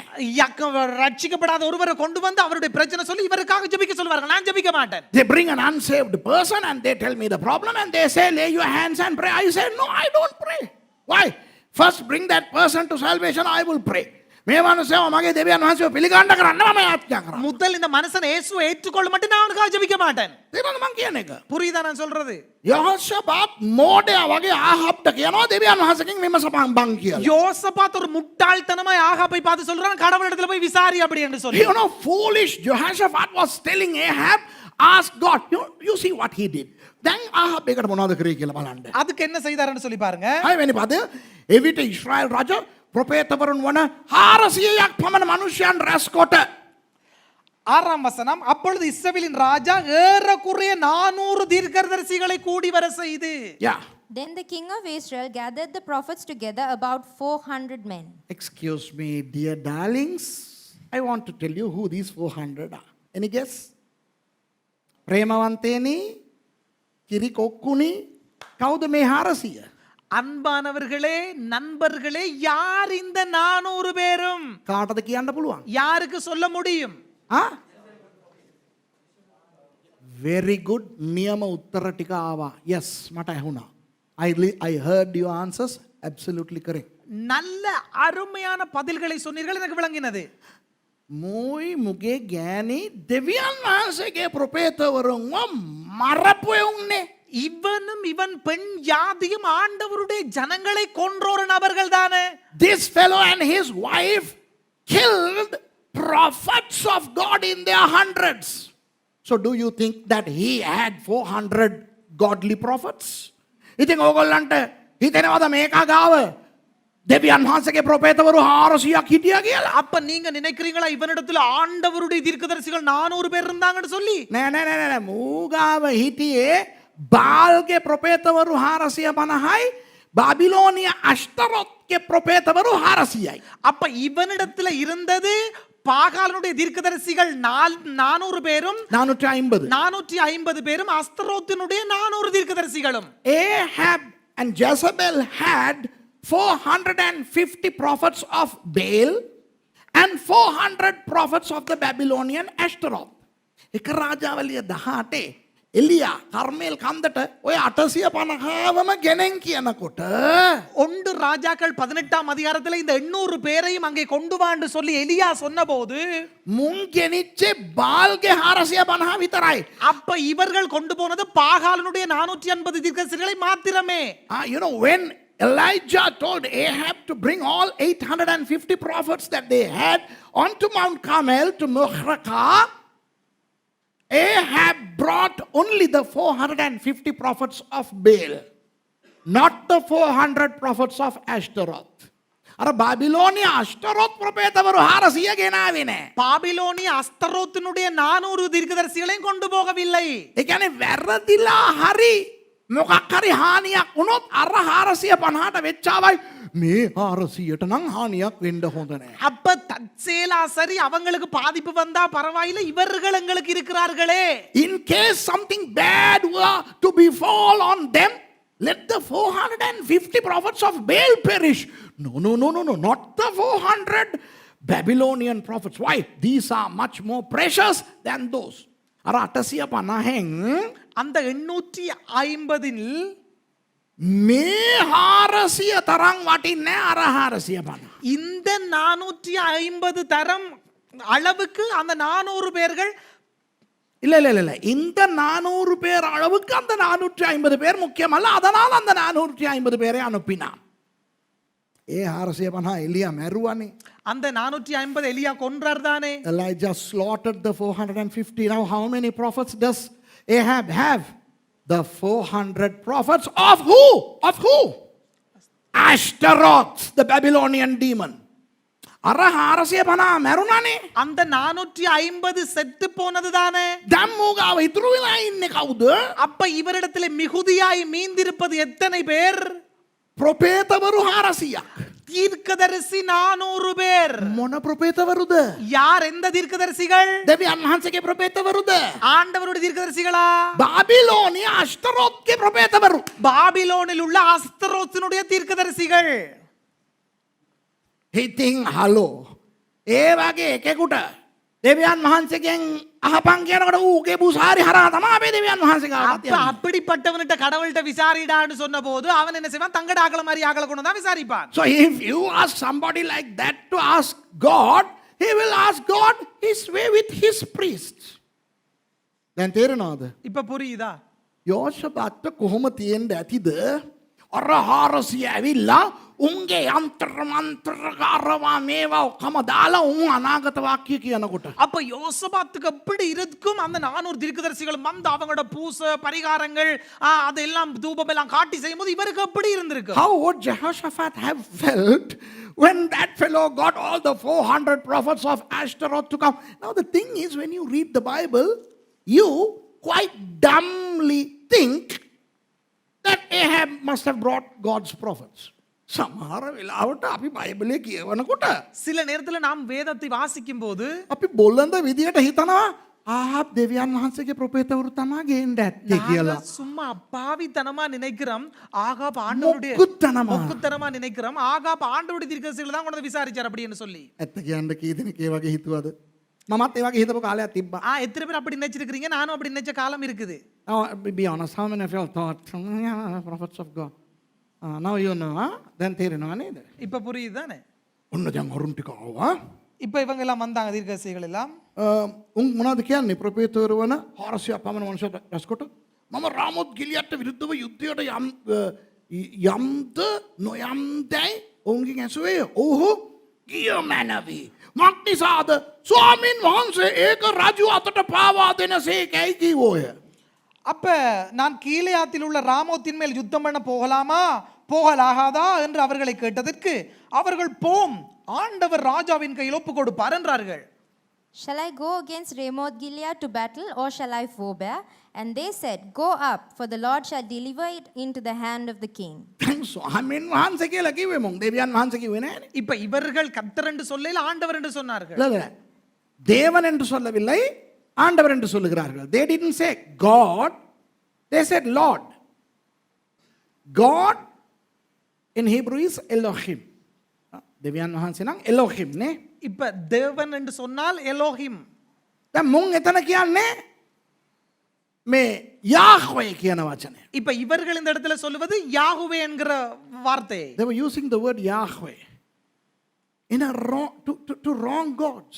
වැරදි දෙවිවරුන්ට උන්ගේ බාබිලෝන් දෙවිවරුන්ට අපේ දෙවියන් වහන්සේට පාවිච්චි කරන නම පාවිච්චි කළා කියනවා. அப்ப இவர்கள் தங்களுடைய பாபிலோனிய தேவர்களுக்கு பயன்படுத்தக்கூடிய ஒரு சொல்லை நம்முடைய ஆண்டவருக்கு பயன்படுத்துகிறார்கள் இந்த இடத்துல.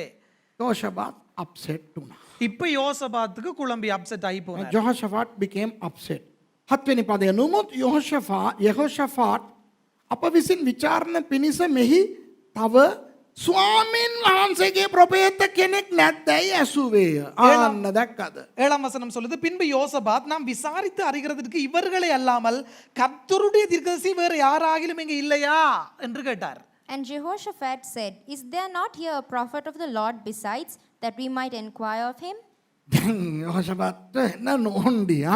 இப்ப யோசபாத்துக்கு நல்ல பயங்கர நோண்டி ஆயிட்டுது. මේ අරුන්නේ ඇවිල්ලා දැන් අනාගත වාක්‍ය කියන්නේ. இப்ப அவனுகள் தானே வந்து தீர்க்கதரிசனம் தாடிச்சு விடுறாங்க. අයියෝ මේ බලන්නකො මාර දේවල් කරන්නේ උන් අර අං එහෙම හදාගෙන ඇවිල්ලා යුද්ධයට යන්න අර අයියෝ அப்ப இவன் வந்து මදරා பயங்கர දෙයක් காரியங்களை செய்யறான், கொம்புகள் எல்லாம் செய்து அதெல்லாம் உடைச்சு போ அப்படின்னு எல்லாம் பயங்கர ஆடுபாடு செய்யறான். Those fellows came and they had a big hula below there, you know, they prophesied in their own way.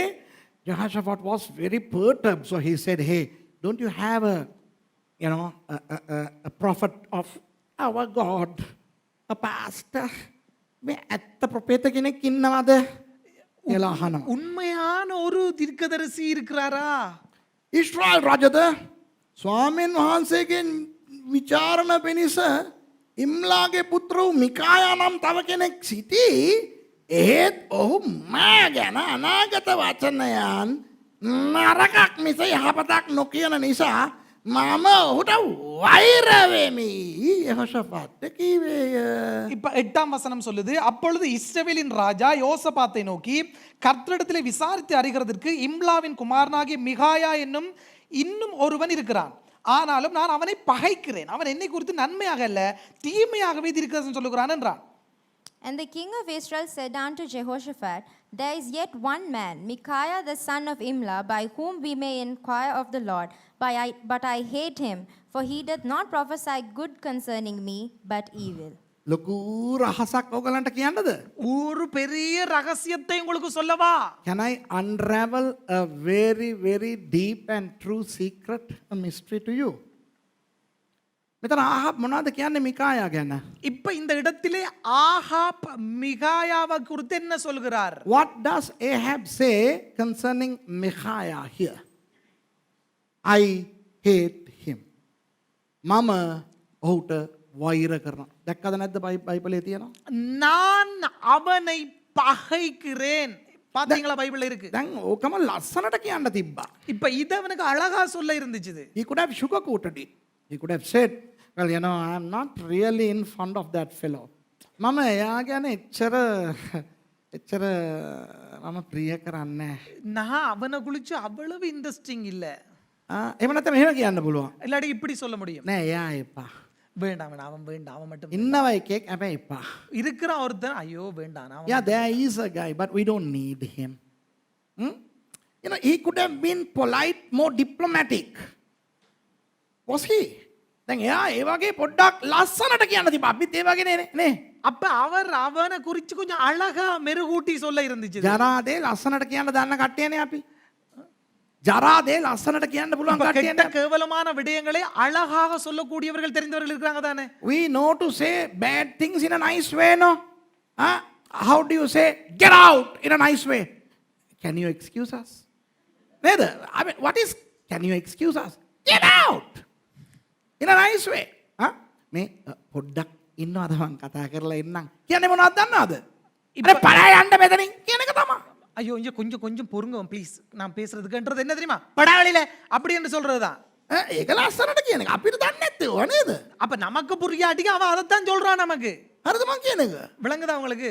ඉතින් ආහාබ් යෝෂපාත් කියන්න ඕනේ. හරි ඉතින් මිකායා ගැන කියන්න ඕනේ නැත්නම් කියන්නම ඕනේ නෑනේ. කවුරුත් නෑ කියලා කියන්න තිබ්බනේ. அப்ப மீகாயாவை குறித்து கதைக்க வேண்டிய அவசியம் இல்லை, யாருமே இல்லை என்று சொல்லி இருக்கலாம் அதுல. Ahab even needn't have said anything about the existence of Micaiah because Jehoshaphat doesn't know he's in a foreign land. යෝෂපාත් දන්නේ නෑනේ එයා වෙන රටකට ගිහින් ඉන්නේ. இப்ப யோசபாத்துக்கு தெரியாத அவர் வேற ஒரு நாட்டுக்கு தானே போயிருக்கிறார். වෙන කවුරු හරි නැද්ද? இப்ப வேற யாரும் இல்லையா? නෑ මෙච්චරයි ඉන්නේ 400ක් මතිද ඔයාට? කියලා කියන්න තිබ්බනේ. இல்ல இல்ல இவ்வளவுதான், உமக்கு 400 போதாதா? Ahab could have said, I mean, we have 400 here. What more do you want? No, we don't have anybody else. He could have said that. But Ahab says, there is a guy, but I hate him. ඉන්නවා එකෙක් මම උඹ වෛර කරනවා. என்ன தெரியுமா இருக்கிறான் ஒருத்தான் அவனை வெறுக்க பகைக்கிறேன். පොඩක් ඉන්න. මතකද යේසබෙලුයි මූ එකතු වෙලා ප්‍රොපෙතවරු මැරුවා. இப்போ உங்களுக்கு தெரியுமா யோசபா ஆகாப்பும் அவனும் சேர்ந்து தீர்க்கதரிசிகளை கொண்டார்கள். ඒ වෙලාවේ මිකායාව මරලා නැහැ. அந்த நேரத்தில் மிகாயாவை கொலை செய்யவில்லை. Remember Jezebel and Ahab were slaughtering prophets. Micaiah was not slaughtered. So now that tells me that Micaiah was much more powerful for these people to just go and slaughter them. Micaiah නිකන් එසේ මෙසේ ප්‍රොපෙත කෙනෙක් නෙවෙයි. මුන්ට බැරි වුණා එයාව අල්ලන්න. அப்ப மிகாயா சும்மா லேசி ஆளில அவங்களுக்கு முடியாமல் போனது இவரை புடிக்கிறதுக்கு. හලෝ අපි සමහරු සේවය කරනවා මේ කිත්තු නොවිරෝධී රටේ මේ අපිට මූල ධර්මවාදීන් කියනවා උඹලව මරනවා කියනවා උඹලව බෙල්ලුඩ් වලින් එලවනවා කියනවා උඹලව අපි මරලා එල්ලනවා කියනවා මොකේකටවත් බැහැලා අද වෙනකන් අපිව අල්ලන්න. இந்த இலங்கையில எத்தனையோ பேர் இது போனகை என்றார்கள் கிறிஸ்தவ எதிரி என்றார்கள். இந்த எவ்வனுக்கும் இங்க வந்து நம்மள புடிக்க முடியாமல் போனது. We also had from top to bottom people trying to kill us, to chase us away from Bellwood, to do this and that the other. Nobody could shake us. Why? Because we are Micaiahs in God. Api Deviyan Mahansage Micaiah. நாங்கள் ஆண்டவருடைய மிகாயாக்கள். Yezebel නෙවෙයි එකගේ අම්මාටත් බෑ අපි වල්ලන්න. யெசபேல் மட்டுமில்ல அவளுடைய அம்மா வந்தாலும் முடியாது. Not Jezebel, her mother, even her mother cannot touch us. I am talking about Sidonian Ethbal's wife. අර සීදෝනිය රාජු ඒත්බාල්ගේ ගෑණි ගැන මම කතා කරන්නේ. ඒකටත් බෑ ඔය අපි වල්ලන්න. சீதோனிய அந்த ஏபாலுடைய அந்த பரம்பரை குறித்து நான் பேசிக் கொண்டிருக்கிறேன். ඒ නිසා ආහාබ් දන්නවා මෙහෙම ඉන්නවා කියලා. அப்ப ஆகாப்புக்கு தெரியும் இப்படி ஒரு ஆள் இருக்குது அப்படின்னு சொல்லி. Ahab knows that there is a guy like that and he cannot not talk about that guy. ආහාබ්ට එයා ගැන කතා නොකරත් බෑ.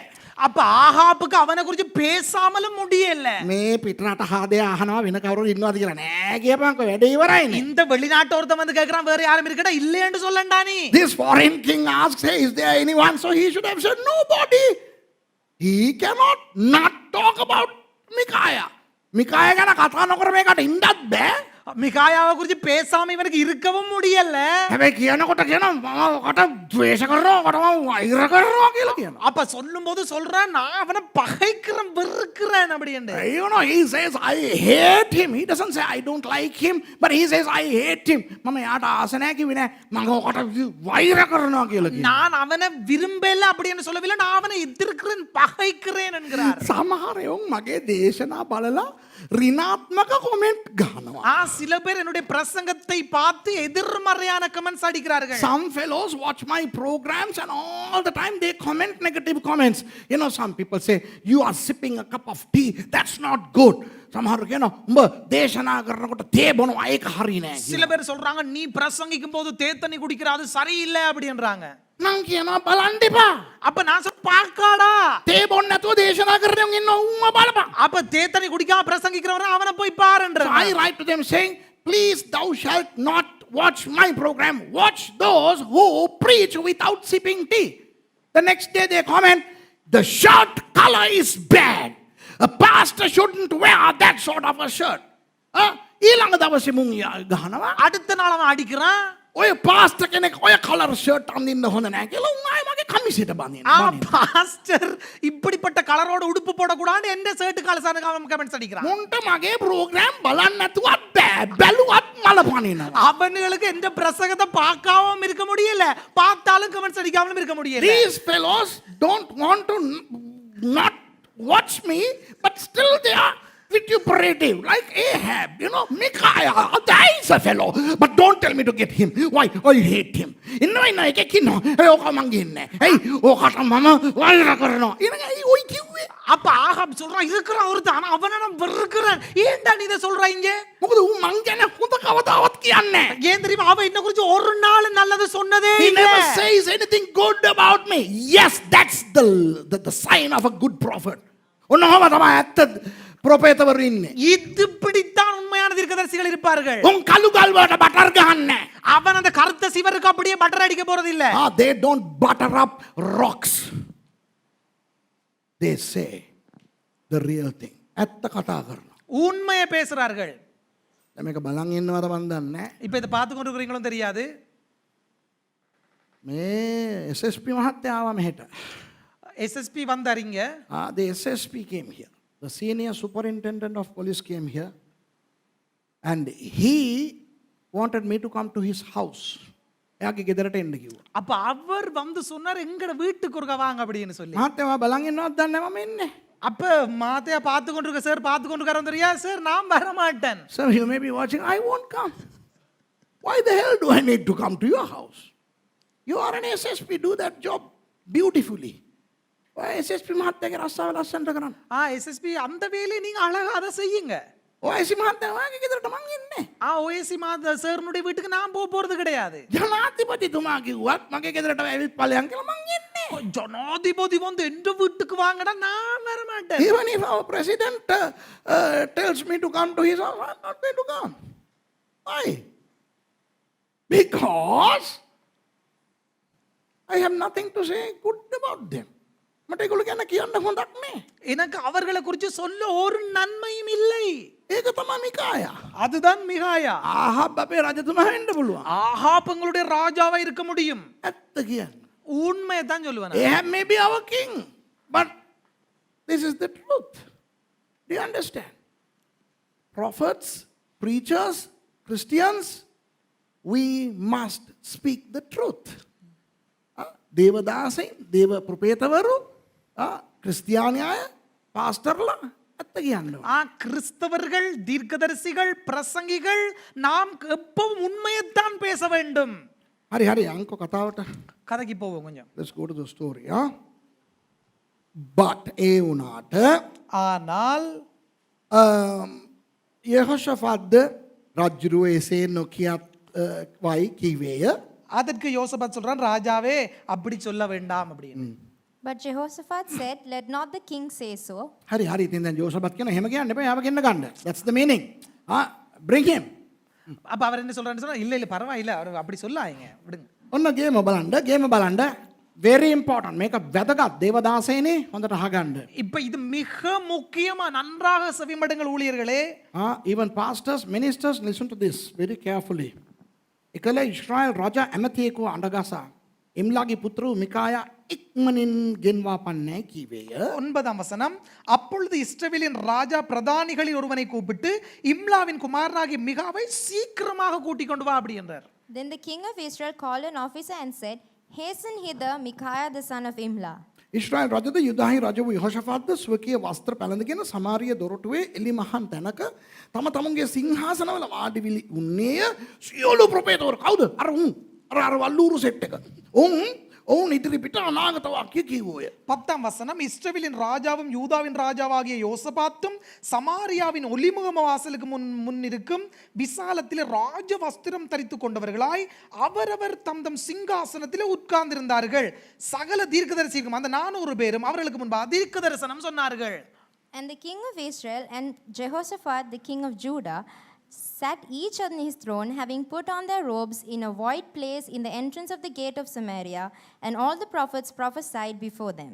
අනේ මේ දැන් නිකන් මේ චිත්‍රපටියක් බලනවා වගේ පොඩ්ඩක් මේක කල්පනා කරලා බලන්න ඊළඟ පදේ මම කියන්නම් කොහොමද සීන් එක තියෙන්න ඇත්තේ කියලා බලන්න. இப்ப கொஞ்சம் பட காட்சி மாதிரி கற்பனம் செய்து கொள்ளுங்க. நான் அடுத்த வசனத்துல சொல்றது எப்படி நடந்ததுன்னு சொல்லி. Please imagine, try to imagine how this would have happened. Let's when we read the next verse. තවද කෙනානාගේ පුත්‍ර වූ ෂෙදකියා යකට අං සාදාගෙන ඔබ සිරිය වරුන් නැති කරන තුරු මේ වයින් ඔවුන්ට අනිනවා ඇත කියා ස්වාමීන් වහන්සේ කියන සේකයි කීවේ. 11 வசனம் கேனானாவின் குமாரனாகிய சிதேக்கியா தனக்கு இரும்பு கொம்புகளை உண்டாக்கி இவைகளால் நீர் சீரியரை முற்றிய நிர்மூலமாக்கி முட்டு போடுவீர் என்று கர்த்தர் சொல்லுகிறார் என்று சொன்னார்.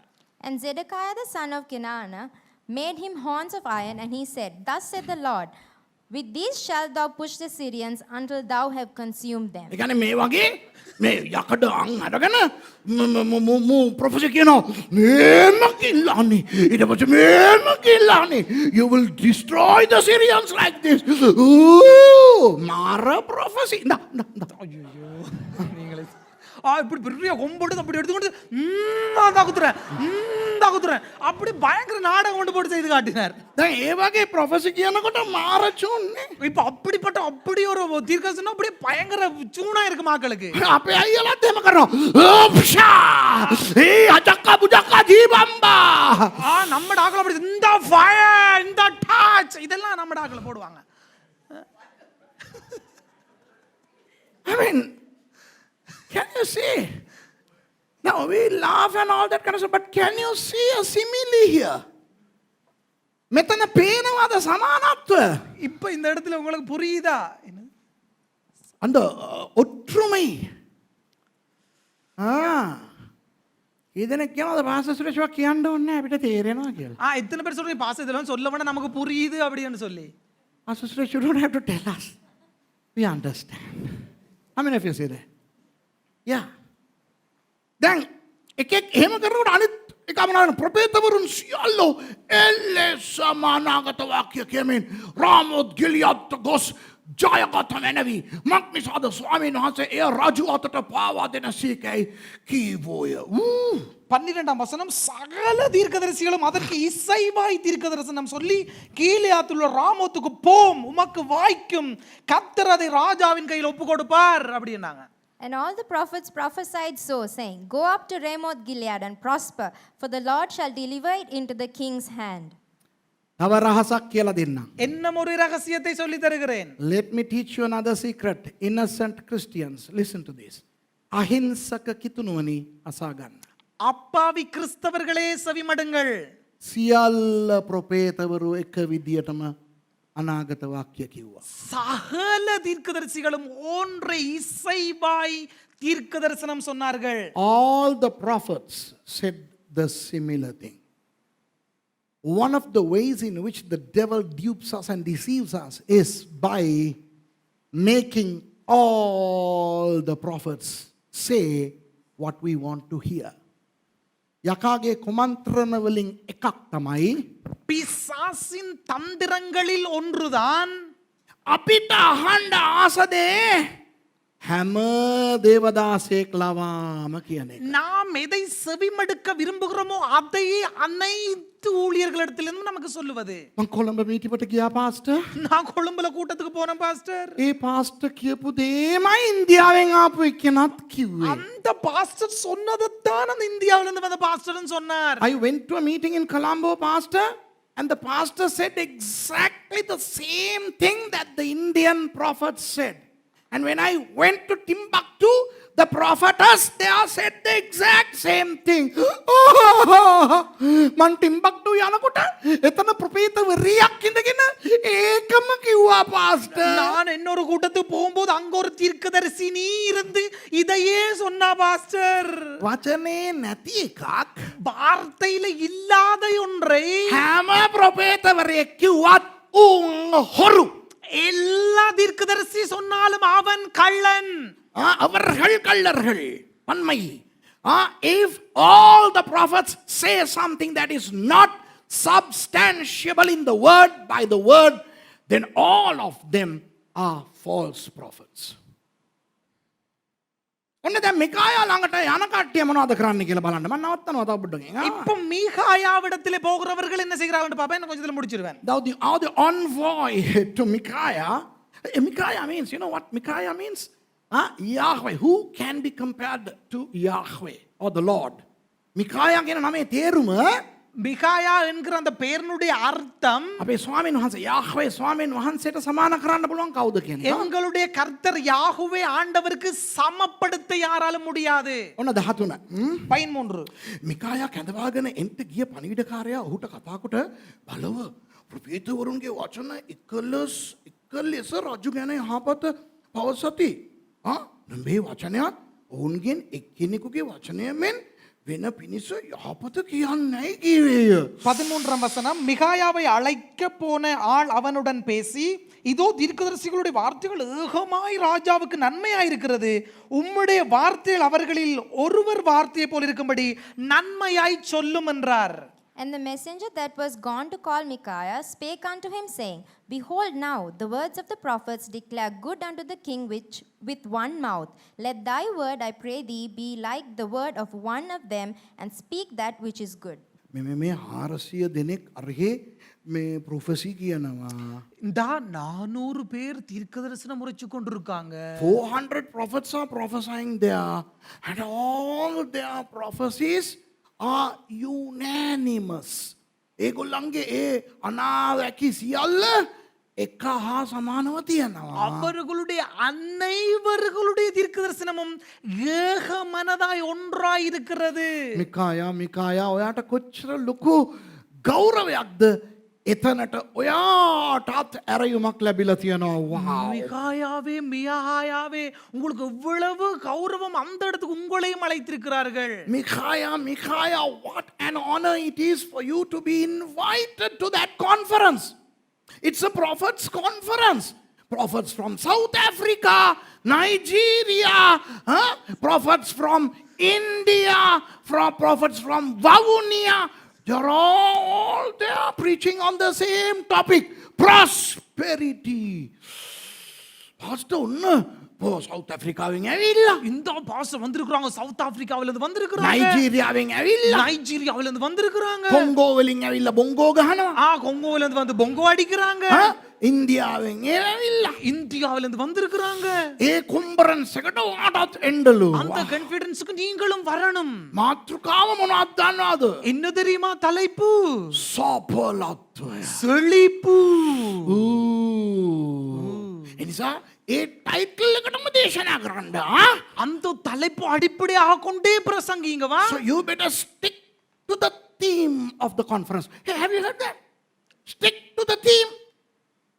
You know, I am invited all over the world by people who want me to stick to their stupid theme.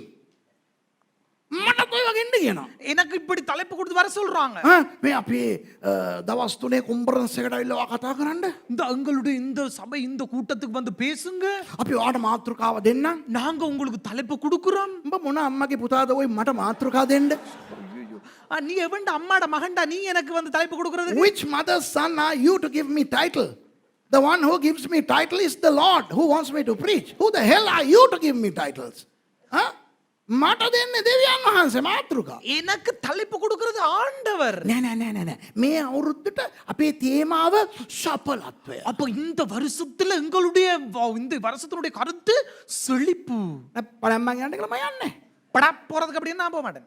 You know, our theme for this year is prosperity. So we want you to come all the way from Sri Lanka and teach us prosperity. Why the hell do I need to go from Sri Lanka to teach about prosperity to you? Pastors, let the Holy Spirit be your decider. සුදාත්මන් වහන්සේ තීරණය කරන්න ඕනේ මොකක්ද ඔබ කතා කරන්නේ කියලා. பரிசுத்த ஆவியானவர் தான் தீர்மானிக்க வேண்டும் நாம் என்ன பிரசங்கிப்பது என்பதை. 400 දිනාම ඒ විදියට කියනවා. ඔයත් ඒ විදියටම ඇවිල්ලා කියන්න. කියලා මුන් කියනවා. 400 பேரும் ஒரே மாதிரி ஏகமனமா சொல்லிருக்காங்க. நீங்களும் அப்படி சொல்லிருங்க சரியா? அப்படின்றாங்க. I like Micaiah.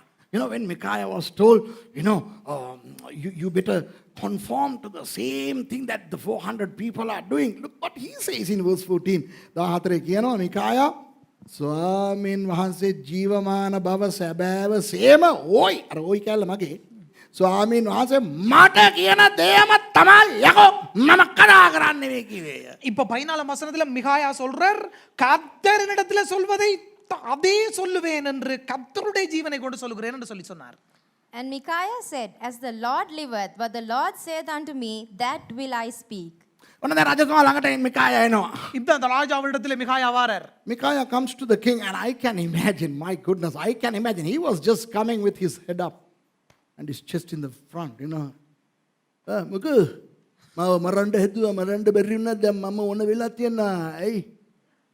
இப்ப மிகாயா வார நெஞ்ச நிமித்தி கொண்டு என்ன கொல்ல பார்த்தா உன முடியாவேனா அப்படின்னு வாரார். You tried to kill me, you and your wife tried to kill me. Now what? බයි ගෑණි මාව මරන්න හැදුවානේ. උනා excuse me මොකක්ද වුනේ? என்னடா உன பொம்பளை என்ன கொல்ல பார்த்தது முடியாம போயிட்டு அப்படின்னுட்டு வார அப்படியே. ඔහු රජු ළඟට ආකල රජු ඔහුට කතා කොට මිකායා අපි රාමෝත් ගිලියත් විරුද්ධව යුද්ධයට යමුද නොයමුදයි ඔහුගෙන් ඇසුවේය. 15 வசனம் அவன் ராஜாவினிடத்திலே வந்தபோது ராஜா அவனை பார்த்து மிகாயாவே நாங்கள் கீலேயாத்துல ராமோத்தின் மேல் யுத்தம் பண்ண போகலாமா போகலாகாதா என்று கேட்டான். And he came to the king, and the king said unto him, Micaiah, shall we go against Ramoth Gilead to battle, or shall we forbear? ඔහුද ගොස් ජයගත වෙනවි. ස්වාමීන් වහන්සේ රජු අතර පාව දෙනසේකයි උත්තර දුන්නේ. නිකන් මස් සක්කිලි ටොක්කයක් දුන්නේ. அதற்கு அவன் போம் உமக்கு வாய்க்கும் கர்த்தரது ராஜாவங்களை ஒப்பு கொடுப்பார் அப்படின்னு சொல்லி கேவலமான ஒரு டோக்கன் கொடுத்தார். And he answered, Go and prosper, for the Lord shall deliver it into the hand of the king. දැන් අපි කියවනකොට එයාගේ අර ආකාරය අපිට දැනෙන්නේ නැහැ නේ. அப்ப எங்களுக்கு இது சும்மா வாசிக்கும் போது அவர் எப்படியான ஸ்டைல்ல சொல்லி இருப்பாருன்றது நமக்கு புரியுது இல்ல.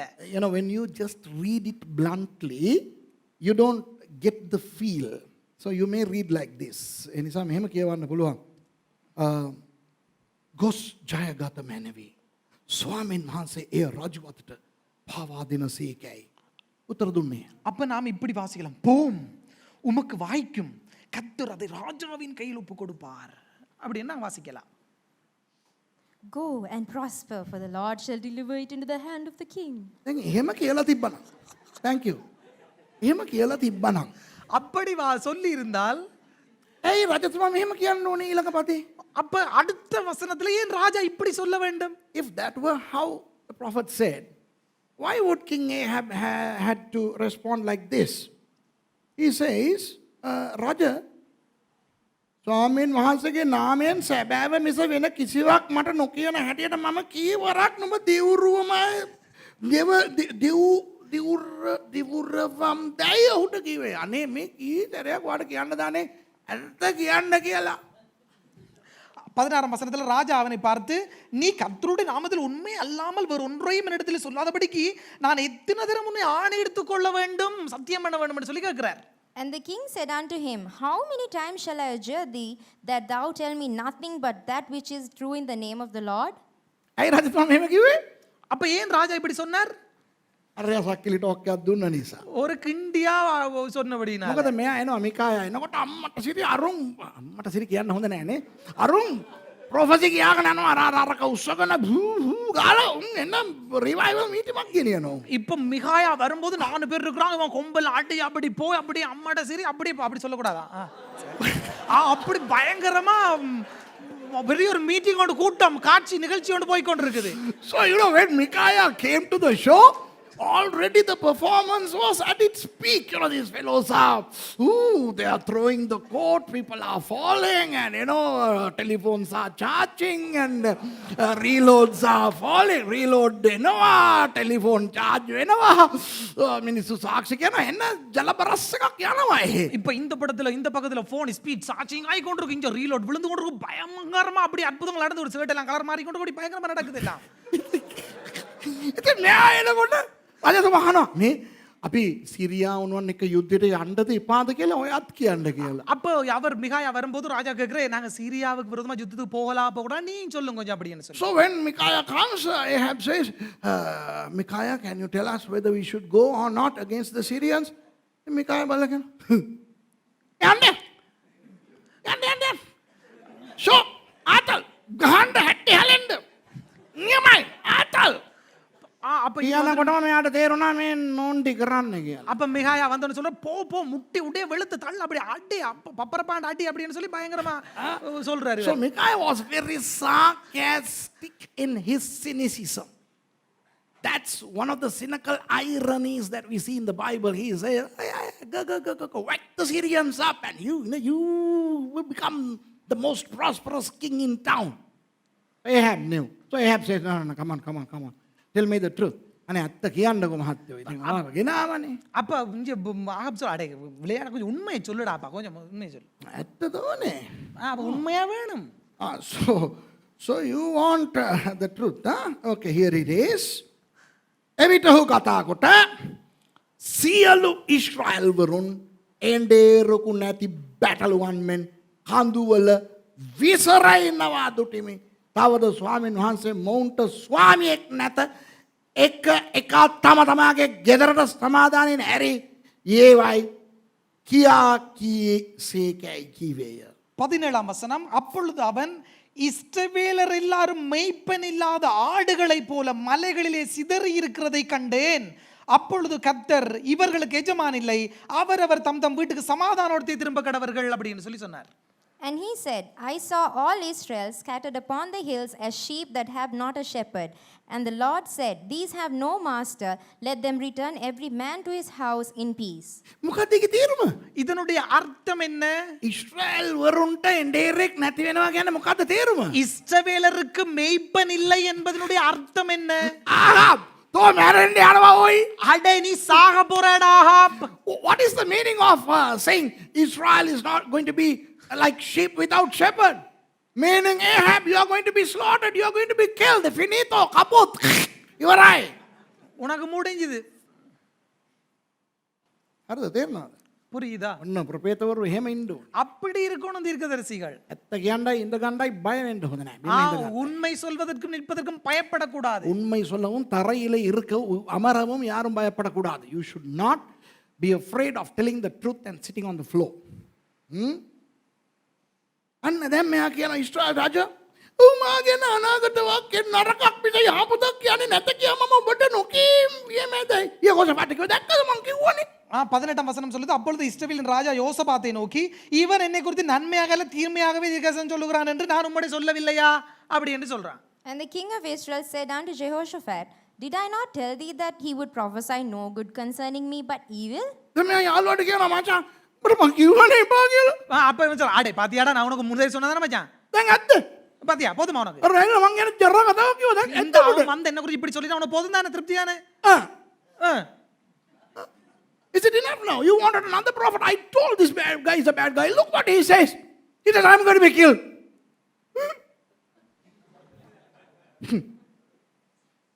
Verse 18. 18 வசனம். Sorry, 19. මිකායා කතා කොට එබැවින් ඔබ ස්වාමීන් වහන්සේගේ වචනය අසුව මැනවයි. ස්වාමීන් වහන්සේ තමන්ගේ සිංහාසනයේ හිඳිනවත් මුළු ස්වර්ග සේනාව උන්වහන්සේ ළඟ උන්වහන්සේගේ දකුණු පැත්තේද වම් පැත්තේද සිටිනවත් දුටිමි. அப்பொழுது 19 வசனம், அப்பொழுது அவன் சொன்னது, கர்த்தருடைய வார்த்தையை கேளும், கர்த்தர் தம்முடைய சிங்காசனத்தின் மேல் வீற்றிருக்கிறதையும் பரம சேனைகள் எல்லாம் அவரிடத்திலே வலது பக்கத்திலும் அவர் இடது பக்கத்திலும் நிற்கிறதை கண்டேன். And he said, Hear thou therefore the word of the Lord. I saw the Lord sitting on his throne, and all the host of heaven standing by him on his right hand and on his left. My dear friends, I want to be very serious and solemn in what I'm going to say now. මම ඉතා ප්‍රවේශමෙන් වගේම වැදගත් විදිහකට මම අනතුරු ඇඟවීමක් දැන් ප්‍රකාශ කරන්න යන්නේ විහිළු පැත්තකින් තියලා. நான் மிக முக்கியமான மிக அவதானமான பொறுப்பு கொண்ட ஒரு விடயத்தை சொல்ல போகிறேன். எல்லா விதமான ஜோக்கையும் ஒரு பக்கத்தில் வைத்துட்டு நாம் இதை மிக கவனமாக நாங்கள் இதை செவிமடுப்போம். 20 පදය. 20 வசனம். Verse 20.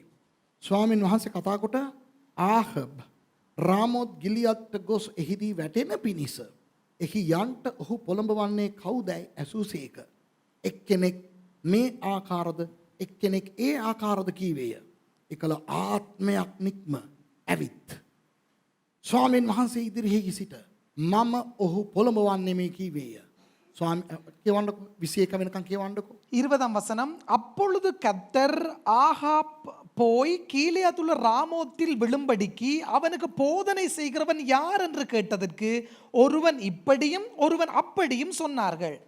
அப்பொழுது ஒரு ஆவி புறப்பட்டு வந்து கர்த்தருக்கு முன்பாக நின்று நான் அவனுக்கு போதனை செய்வேன் என்றது. And the Lord said, Who shall persuade Ahab that he may go up and fall at Ramoth Gilead? And one said on this manner, and another said on that manner. And there came forth a spirit and stood before the Lord and said, I will persuade him. ස්වාමීන් වහන්සේ කුමකින්දැයි ඔහුගේ නැසුසේක. ඔහු මම ගොස් ඔහුගේ සියලු ප්‍රපේතවරුන්ගේ මුඛවල බොරුකාර ආත්මයක් වන්නේ මේ කීවේය. උන්වහන්සේද නුඹ ඔහු පොළඹවා ජයගන්නවා ඇත. ගොස් එසේ කරපන්නේයි කීසේක. 22 வசனம், எதினால் என்று கர்த்தர் அதை கேட்டார். அப்பொழுது அது, நான் போய் அவனுடைய தீர்க்கதரிசிகள் எல்லாரின் வாயிலும் பொய்யின் ஆவியாய் இருப்பேன் என்றது. அதற்கு அவர், நீ அதற்கு போதனை செய்து அப்படி நடக்க பண்ணுவாய், போய் அப்படி செய் என்றார். And the Lord said unto him, Wherewith? And he said, I will go forth, and I will be a lying spirit in the mouth of all his prophets. And he said, Thou shalt persuade him and prevail also. Go forth and do so. දෙවියන් වහන්සේ බොරුවේ ආත්මයක් යවන්නෙම නැහැ. நம்முடைய ஆண்டவர் ஒருபோதும் பொய்யின் ஆவியை அனுப்புகிறவர் அல்ல. God never sends a lying spirit. but he permits a lying spirit to come. බොරුවේ ආත්මයක් එන්න අවසර දුන්නා. பொய்யின் ஆவி வருவதற்கு அனுமதித்தார். මට පුළුවන් යහෝෂාෆාත්ගේ කාලය තමයි අද කියන එක දේශනා කරන්න. ඒක වෙනම දේශනාවක්. எனக்கு முடியும் இன்றைய காலம் யோசபாத்தினுடைய காலம்தான் என்று சொல்லி பிரசங்கிப்பதற்கு அது வேறு பிரசங்கம். I can preach a sermon entitled We Are Living in Jehoshaphat's Day. It's a different sermon altogether. But I want to say something like this. මෙහෙම දෙයක් මම කියන්න ඕනේ. ஆனால் இப்படிப்பட்ட ஒன்றை நான் சொல்ல வேண்டும். අද බොහෝ දේවදාසයින් බොහෝ ප්‍රපේතවරුන් බොරුවේ ආත්මයට මුලා වෙලා ඉන්නවා. இன்றைய நாட்களிலே அதிகமான தீர்க்கதரிசிகளும் போதகர்களும் பொய்யின் ஆவியிலே சிக்குண்டு A இழுபட்டிருக்கிறார்கள். lot of pastors and prophets of God are caught, entrapped by the spirit of lies. දර්ශන කියන්නේ ඇත්ත. தரிசனம் என்பது உண்மை. හැබැයි අද බොහෝ අය දකින දර්ශන බොරු. ஆனால் இன்று அநேகர் காண்கிற தரிசனம் பொய். Visions are true, but today many people are seeing false visions. ස්වප්න ඇත්ත. දෙවියන් වහන්සේ ස්වප්න තුලින් කතා කරනවා. கனவுகள் உண்மை. கனவுகள் ஊடாக ஆண்டவர் பேசுகிறார். Dreams are true. God has and He is and He also will be talking through dreams. But today many dreams are false. අද බොහෝ ස්වප්න බොරු. இன்றைய நாட்களின் அநேக கனவுகள் பொய். අනාගත වාක්‍ය ඇත්ත. தீர்க்க தரிசனம் உண்மை. හැබැයි අද කියන බොහෝ අනාගත වාක්‍ය බොරු. ஆனால் இன்று சொல்லப்படுகிற அநேக தீர்க்க தரிசனங்கள் பொய். Prophecies are true, but many prophecies that are uttered today are false. And let me tell you what happened. When Micaiah told this, the false prophets got perturbed. මේක මිකායා කියනකොට ව්‍යාජ ප්‍රපේතවරුන්ට මල පැන්නා. இதை மிகாயா சொல்லும்போது பொய் தீர்க்கதரிசிகளுக்கு அப்படியே கோபம் வந்தது. එතකොට බලන්න அப்ப கவனிங்க 24 බලන්න. 24 பாருங்க. Look at verse 24. එවිට කේනානාගේ පුත්‍ර වූ ෂෙදගේ අර කවුද? අර අං තියාගෙන දුවගෙන හිටියේ. ලංවි මිකායාගේ කන් මුලට ගසා. ස්වාමීන් වහන්සේගේ ආත්මය නුඹට කතා කරන්න මා කෙරෙන් ගියේ කොයි මාර්ගයෙන්ද ඔයි කියලා ඇසුස එක. அப்ப இந்த 24ஆம் வசனத்துல சொல்லுது, அப்பொழுது கேனானாவின் குமாரனாகிய சிதேக்கியா கிட்ட வந்து, யார் அந்த கொம்பெல்லாம் வச்சு ஆடிக்கொண்டிருந்த அவன் கிட்ட வந்து மிகாயாவை கன்னத்திலே அறை அடித்து, கர்த்தருடைய ஆவி எந்த வழியாய் என்னை விட்டு உன்னிடத்திலே பேசும்படி வந்தது. But Zedekiah the son of Kenana went near and smote Micaiah on the cheek and said, Which way went the Spirit of the Lord from me to speak unto thee? කමන්නේ අපි කනේ පාර කණ්ඩ ලෑස්ති. அப்ப பரவாயில்ல செவிட்டில் அரவாங்க நாம ரெடியா தான் இருக்கிறோம். We are ready to receive slaps. The false prophets will slap us. ව්‍යාජ ප්‍රපේතවරු අපිට කම්බුලට ගහයි. பொய் தீர்க்கதரிசிகள் கன்னத்தில் நம்மை அடிப்பார்கள். කෙලින් ඇවිල්ලා ගහන්න බැරි නම් උන්ගේ බයිස්ලාවේ යවලා හරි ගහයි. நேர வந்து அடிக்க முடியாட்டிக்கு வைஃப் அனுப்பி சரி அடிப்பார்கள். யார்? வைஃப் இல்ல. பைஸ் வேலைக்காரங்களை வச்சு. You know, if they can't attack us directly, they'll have their stooges to attack us. You know what they say? How dare you have the Spirit of God when we are supposed to have the Spirit of God? දේව ආත්මය අපිටනේ ඔය තියෙන්නේ අපෙන් නික්මවිලා උඹට කවදාද ආවේ කියලා. தேவனுடைய ஆவி எங்களிடத்தில் அல்ல இருக்க வேண்டும், எங்களிடத்தில் புறப்பட உன்னட்ட எப்படா வந்துச்சுது என்று கேட்கிறார்கள். මිකායා දෙනවා නිකන් කිරි වගේ උත්තරයක්. அப்ப குட்டுக்குறார், சும்மா அப்படி ஒரு சுள்ளண்ட ஒரு பதில் கொடுக்கிறார். I love this superb response of Micaiah. 25 එවිට මිකායා නුඹ සැඟවෙන පිණිස ඇතුල් ගේට යන දවසේ දැනගන්නේ මචෝ. 25ஆம் வசனம், அதற்கு மிகாயா, நீ ஒளித்துக்கொள்ள உள்ளறையிலே பதுங்கும் அந்த நாளிலே அதை காண்பாய் அப்படி என்றார். මච්චාන් කාන්බායි මච්චාන්. And Micaiah said, Behold, thou shalt see in that day when thou shalt go into an inner chamber to hide thyself. Hide thyself. මේ බලන්න. கவனிங்க, ඔන්න ඇමරිකානු ජනාධිපතිවරණය එනවාද? இப்ப அமெரிக்கா ஜனாதிபதி தேர்தல். தேர்தல் வருகிறது. The American presidential elections came, right? My goodness, prophets after prophets after prophets prophesied that Donald Trump was going to be re-elected. Ooh. Onna propetavaru kilo ganang aave hama ratem. இப்ப எல்லா நாடுகளிலிருந்தும் kilo கணக்கான தீர்க்கதரிசிகள் வருகிறார்கள் தீர்க்க தரிசனம் சொல்லுவதற்கு. Donald Trump mahathayata දෙවෙනි වාරයටත් ඔන්න ජනාධිපති ධූරය ලැබෙන්න යනවා කියලා. டொனால்ட் ட்ரம்ப் தான் திருப்பி மறுபடியும் ஜனாதிபதியாக போகிறார் அப்படி என்று சொல்லுகிறார்கள். එක ඩයල් එකක් කිව්වා. ஒரு டயல் என்று சொன்னது දේවදූතයෙක් ඇවිල්ලා ඌ එක්කන් ගියාලු ස්වර්ගයට. தேவதூதன் வந்து அப்படியே கூட்டி கொண்டு போனாராம் பரலோகத்துக்கு இவரை. One fellow even said that in English, in America, that this fellow, an angel came and took him to heaven for a conference. I saw this on the TV and talking about angel. මම TV එකේ දැක්කේ angel ගැන කතා කරනවා. அப்ப நான் டிவில கண்டேன் அது ஏஞ்சல் அப்படி என்று சொல்லி பேசுகிறது. ඉතින් කියනවා මෙයා ඉස්සරහම ගිහිල්ලා බයෙන් නෑ මෙයා පිටිපස්සේ ගිහිල්ලා හිටගත්තා. அப்ப இவர் நடுங்கி நடுங்கி போய் பின்னால நின்றாராம். So this fellow was so, trembling, and he was standing in the rear, and his friend was seated in the front, and he turned and saw, Babu, come here. Right. Itu ඉස්සරහින් නම් හැරිලා බලලා අර පොර ඉන්නවා දැකලා බාබු මොනවද ඒ කරන්නේ මේ වරෙන් කියලා කිව්වලු. அப்ப அவங்க முன்னால கண்டவங்க சொன்னாங்களோ பாபு சீக்கிரம் அங்க என்ன சார் ඉසිකෙල இல்ல பாபு. பாபு இங்க வான்னு சொல்லி தம்பி கூப்பிட்டு பாபு நான் கிட்டத்தட்ட சாது மாதிரி. அட நான் சாதுவான ஆள் தம்பி. நான் ஒரு சாதுவான ஆள் என்னைய பாபும்பாங்க. அதுதான் வேலை. මොකද්ද கான்ஃபரன்ஸ் එක? இப்ப என்ன தெரியுமா கூட்டம்? අන්න ඩොනල්ඩ් ට්‍රම්ප්ට ආපහු දෙන්න යනවා. இப்ப டொனால்ட் ட்ரம்புக்கு மறுபடியும் கொடுக்க So போகிறேன். Donald Trump is going to be re-elected. My goodness, American prophets, Brazilian prophets, Indian prophets, even one or two of our guys, Sri Lankan prophets also prophesied. அமெரிக்காவின் என்னட்ட ඇවිල්ලා කතා කරා. அமெரிக்கால இருந்து பயங்கரமா பாட் போட்டு பேசினார்கள். අම්මෝ අර සිඩ්රොප්ගේ ප්‍රෝග්‍රෑම් එකට එකා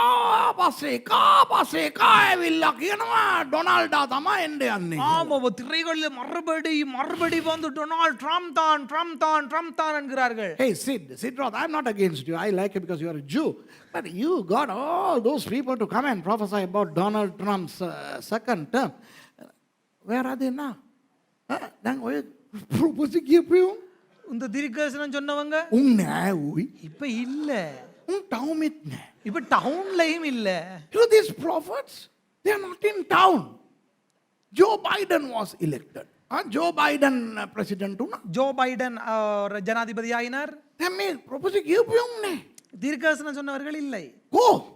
எங்க? හැංගිලා. ஒளிஞ்சு. They are hidden, just like here. Micaiah says to that fellow, you will know the day you have to hide. But තේරෙයි මචෝ. උඹ හැංගේ ඉන්නේ දවසක් එදාට තේරෙයි. உனக்கு புரியும் மச்சான், நீ பதுங்கும் போது ஒளிக்கும் போது உனக்கு புரியும். ඔන්න 2019 December 31. 2019 December 31. 31st December year 2019. My goodness. Prophet after prophet after prophet was prophesying as to how 2020 was going to be the best of all the years in this new century. විස්ස කියන්නේ අම්මෝ මේ 21 වෙනි ශතවර්ෂයේ ෂෝක්ම අවුරුද්ද කියලා ගැහුවේ නැද්ද ප්‍රොපසි? 2020 அதாவது 2020 எப்படி சும்மா அப்படியே மகிழ்ச்சியா இருக்க போது அடிச்சாங்க தீர்க்கதரிசனம் கொஞ்சம். මාස 3ක් ගියේ නෑ ආවා ওই කොරෝනා. 3 மாசம் போல வந்துச்சுது கொரோனா. ආපු එකක් තාම ගියේ නෑ. තාම අලුත් ප්‍රභේද දැන් ඔමික්‍රෝන් ලෙවල් එකට ඇවිල්ලා වූ. வந்தது இன்னும் போகுதில்லை. எல்லாம் முடிஞ்சு போய் ஒமிக்ரானுக்கு வந்து நிக்குது, என்ன முடியல. In less than 3 months came corona, and now it's alpha, beta, gamma, delta, omicron. Where are those fellows? Not to be seen. කොයිගොල්ලෝ? எங்க அவங்க? හැංගි මුත්තන් හැංගියෝ. නොපෙනෙ තැනක හැංගියෝ. හැංගිලා. ஓடி பிடிச்சு ஒளிச்சு பிடிச்சு ஓடு. They're all hiding. Hey, if you utter false prophecies, you'll have to hide men. So why the hell do you want to hide? Be truthful. ஐயோ பச்சை கேளලා ඊට පස්සේ ගිහලා හැංගෙන්න ඕනේ. ஏன் இப்படியான பொய்ய கண்ணாமூச்சி விளையாடி போய் ஒளிய வேணும் பேந்து? ඒකට අපි அதுக்கு நாங்க අපි 20 ගැන මොනවත් කිව්වේ නෑ. நாங்க 20 ஒன்றுமே சொல்லல. We never said anything about 2020. So anything can happen. We are in town. We are up and out. Corona වනං corona. Verona වනං Verona. අපි මොනවත් කිව්වේ නෑ. පාඩුවෙන්. அப்ப நாங்க ஒன்றுமே சொல்லல. கொரோனா வந்தா கொரோனா, வெரோனா வந்தா வெரோனா, நாங்க அப்படியே பேசாம இருக்கிறோம். ඇයි හලෝ දෙවියන් වහන්සේගේ නාමයත් අපහාස කරන්න. ஏன் ஆண்டவருடைய நாமத்தை தூசிக்க வேண்டும்? අර මේ සුව කරපෙවුන් ටික කෝ දැන්. அதை சுகப்படுத்தினவங்களுங்க எல்லாம். Where are those healers? Now I believe in healing. මමත් සුවේ විශ්වාස කරනවා. நான் சுகத்தை நம்புகிறேன். ඉතින් මේ කොරෝනා එකට විරුද්ධව මොනවා හරි කරන්නකෝ කිරිකෝ. இந்த கொரோனாக்கு விரோதமா ஏதாவது செய்யுங்க வந்து. කෝ ඒවා? எங்கவே எல்லாம் පිස්සු. பைத்தியம். මිකායා කියන උඹ හැංගෙන දාට තේරෙයි බං. දැන් ෂෝක්. அப்ப பிகாயா சொல்ற நீ ஒளிச்சு பதுங்கும் போது தெரியும், இப்ப பரவாயில்ல. Now you will realize it when the day comes. ඊට පස්සේ මොනවද දන්නවද? ඔයගොල්ලෝ දන්නවා කතාව. அதுக்கு பிறகு என்ன நடந்ததுன்னு சொல்லி உங்களுக்கு கதை தெரியும். ඔච්චර කියලා. දැන් මම යෝෂපාත් ගැන කියන්නද? இப்ப நான் யோசபாத்தை குறித்து சொல்லவா? Shall I tell you about Jehoshaphat? He was a good king, wasn't he? It was because of him that the good prophet was summoned, wasn't it? දැන් මෙයා හොඳ රජෙක් නේ. இப்ப இவர் ஒரு நல்ல ராஜா தானே. මෙයා නිසානේ මිකායාම ගෙන්නැව්වේ. இவர் நிமித்தம் தானே மிகாயாவை கொண்டு வந்தது. මිකායා කියපු එක වෙන එකෙක්වත් විශ්වාස කරන්න එපා. මෙයා විශ්වාස කරන්න ඕනේද නැද්ද? அப்ப மிகாயா சொன்னது யாரும் நம்ப தேவையில்லை, ஆனா இவர் நம்பணுமா இல்லையா? Let everybody else disbelieve Micaiah. Jehoshaphat should have believed. දැන් මිකායා මොනවද කියන්නේ? இப்ப மிகாயா என்ன சொல்கிறார்? ආහාබ් උඹ මැරෙන්න යනවා. ඒකනේ කිව්වේ. ஆகாப் நீ சாக போறாய். So what was the prophecy? Ahab, you are going to die. Jehoshaphat should have told Ahab, no machang, let's not go. Jehoshaphat කියන්න ඕනේ මචෝ බෑ. යන්න එපා. උඹ යනවා නම් ඵලයන් මම නම් එන්නේ නැහැ. දැන් තේරෙනවනේ මචෝ. මගේ එකා කියනවා එපා කියලා. ඒ නිසා බෑ කියලා නෝන්ටි නැතුව මාරු වෙන්න ඕනේ. அப்ப யோசபாத் ஆகாபை பார்த்து சொல்லுவானா, அடே வேண்டாம்டா மச்சான், நான் போகல, இந்த பாரு நம்ம ஆள் சொல்றான், நாம் வரையில போக வேண்டாம் என்று சொல்லி இருக்க வேணும். එච්චර කියලා යෝෂපාතුත් යනවා ආහාබ් එක්ක යුද්ධ. அவ்வளவு சொல்லியும் யோசபாத்தும் போகிறார். Even after all that, Jehoshaphat was also going. Moreover, Ahab wants Jehoshaphat to wear Ahab's royal raiment and behave like Ahab. මදුවට යුද පිටියේ ආහාබ් වගේ අඳගෙන ඉඳලු මෙයා. போதாத்துக்கு யுத்தத்துக்கு போனது ஆகாப மாதிரி வேஷம் மாறி. යකෝ ආහාබ් තමයි මරන්න යන්නේලු. ஏய், ஆகாப தான்டா கொல்ல போறானுகள். Hey, it's Ahab who is going to die and this fellow is disguising himself as Ahab. මූ ආහාබ් වගේ අඳගෙන මොන වගේ හරකෙක්ද? අයියෝ. இவன் வந்து ஆகாப அவனைத்தான் கொல்ல போறானுகள், இவன் அத மாதிரி மாறி போறான். எவ்வளவு பெரிய மாடு. රේ ගියාම ඔයගොල්ලෝ දන්නවනේ ගිය පාර මම කිව්වනේ මොනවද උනේ කියලා නේද? இப்ப நான் உங்களுக்கு சொன்னதானே போன முறை என்ன நடந்துச்சுன்னு சொல்லி. So I told you what happened. Everybody was trying to kill Ahab and thinking that Jehoshaphat was Ahab. Everybody was chasing Ahab. Ahab was now running for his life. Jehoshaphat was running for his life. Jehoshaphat ආහාබ් වගේ ඇඳගෙන யோசபாத் வந்து ஆகாபை போல உடுத்திக்கொண்டு අරුන් දැන් ආහාබ්ව මරන්න එළවනවා යෝෂපාත්ව. அவர்கள் ஆகாப திறத்தும் போது யோசபாத் ஓடுறாரு. இப்ப පොන්න කටාගෙන දුවපියව දැන්. உயிரை புடிச்சு கொண்டு ஓடுடா. இப்ப අල්ලගත්තා උන් ඇවිල්ලා. அவங்க வந்து பிடிச்சிட்டானுங்க. හොඳ වෙලාවට බෙන් හඩාඩ් කියලා තිබ්බා. අරුව මරන්න එපා පණ පිටින් එන කියලා. நல்ல காலத்துக்கு பெனாதாத் சொல்லி இருந்தார், அவனை கொல்ல வேணாம், உயிரோட கொண்டு வான்னு சொல்லி. මරන්න කියලා තිබ්බනම් ඌ ඉවරයි. கொல்ல சொல்லி தான் முடிஞ்ச கதை. Fortunately, Ben Hadad said, don't kill him. I want to kill him personally, so catch him alive. So they pursued him, they overpowered him and then caught him. And then they realized this was Jehoshaphat. ඉතින් ඒගොල්ලෝ ඇවිල්ලා මෙයාව ඇල්ලුවා. බලනකොට මේ යෝෂපාත් ඉන්නේ. அப்ப அவர்கள் வந்து இவர்களை பிடித்தார்கள். பார்த்தா அந்த இடத்துல இருக்கிறது யோசபாத். අදින් මේ දේශනාව මම ඉවර කරනවා. இன்றைக்கு இந்த இடத்துல இந்த பிரசங்கத்தை முடிக்கிறேன். I'm going to finish the sermon today. How many of you say God spoke to me? එදින කියනවා දෙවනන්ස මට කතා කරා කියලා. எத்தனை பேருக்கு சொல்ல முடியும் ஆண்டவர் என்னோட பேசினார்னு சொல்லி? අදින් පස්සේ සමහර යාළුවෝ අතහැරලා දාන්නා. இன்றைக்கு பிறகு சில நண்பர்களை உண்மையா விட்டுருங்க வா. Just leave some of your unwanted friends from today. Don't try to be too smart. Don't tell me, I know where to draw the line. නිකම් මේ පඬිත වෙන්න එපා. சும்மா அப்படியே பண்டிதனாக வேண்டாம். මම දන්නවා මේ කොතනද සීමාව ඇඳගන්නේ කියලා. எனக்கு தெரியும் எந்த இடத்துல அப்படியே எல்லைப்படுத்தி கட்டுப்பாடா இருக்கணும். ඒ විශේෂයෙන් ඉස්කෝලේ යන ළමයි. இந்த பாடசாலைக்கு போகிறவர்கள் මේ හිතන්න එපා මේ ඕගොල්ලෝ දන්නවා කියලා මේ ඕගොල්ලෝම බේරගන්න. அப்ப நீங்க நினைக்க வேண்டாம் உங்களை காப்பாத்திக்கொள்ள உங்களுக்கு முடியும் என்று சொல்லி நினைக்க வேண்டாம் தயவு செய்து. Especially the school going children. You know, don't think that you are very smart.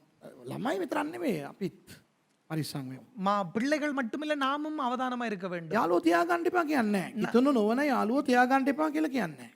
கிறிஸ்தவர்கள் அல்லாத நண்பர்களை வைத்திருக்க வேண்டாம் என்று நான் சொல்லவில்லை. It's not that, you know, I'm saying do not have non-Christian friends. No. But be careful. පරිස්සම් වෙන්න. ஆனால் கவனமா இருப்போம். ඕගොල්ලෝම නම් ඒගොල්ලෝම හොයාගෙන යන්නේ ඒගොල්ලෝ නෙවෙයි නම් එහෙනම් නිකන් නෝන්ඩි වෙන්න එපා. நீங்க தான் அவங்கள தேடி தேடி போய் ஃப்ரெண்ட்ஷிப் ஆகுறீங்க அவங்க வாராங்களே இல்லைன்னு சொன்னா அப்படி வேண்டாம் நோண்டியாக வேண்டாம். ඉතුණු නොව නෙවෙයි කිතුණු යාළුවා අතරත් මං කියන්නේ ඕකම තමයි. கிறிஸ்தவர்கள் அல்லாதவர்கள் மாத்திரமல்ல கிறிஸ்தவர்களுக்கும் நான் அதைத்தான் சொல்லுகிறேன். Even among Christians, I'm telling you, don't just you go all the time to your friend. Your friend never comes. No, don't be that second class friend. අර දෙවෙනි පන්තියේ මිත්‍රයෙක් වගේ නෝන්ඩි වෙන්න එපා. இரண்டாவது நிலை அந்த நண்பத்துவம் வேண்டாம் நமக்கு. පීචං වෙනවා. ඒක සිංහලෙන් තමයි ලස්සනට එන්නේ. නිකන් පීචං වෙනවා අපේ. வளைஞ்சு போவாங்க நம்ம. ආන්න රයිට්. ඒ වගේම දෙවියන් වහන්සේ ව්‍යාජ ප්‍රපේතවරු ගැන කතා කරා. அப்ப நம்மட ஆண்டவர் பிள்ளையான கள்ள தீர்க்கதரிசிகளை குறித்து பேசினார். මිනිස්සුන්ට අහන්න ආස දේවල් කතා කරලා සභාව වැඩි කරගන්න වර්ධනය කරගන්න පුළුවන්. மக்கள் கேட்க விரும்புற காரியங்களை சொல்லி சபையை வளர்த்து ஊழியங்களை வளர்த்துக் கொள்ள முடியும். ඔච්චර කාලෙකටද? எவ்வளவு நாளுக்கு? හැංගෙන්න ඕනේ පස්සේ. ஆனா இப்ப இந்த ஒளியனும். You can please people by uttering prophecies and sermons that they like to hear. For how long? Until the day comes that you need to hide. So be faithful to the word of God. Be faithful to God. දෙවියන් වහන්සේට අවංක වෙන්න, දෙවියන් වහන්සේගේ වචනයට අවංක වෙන්න. ஆண்டவருக்கு உண்மையாகவும் ஆண்டவருடைய வார்த்தைக்கு உண்மையாகவும்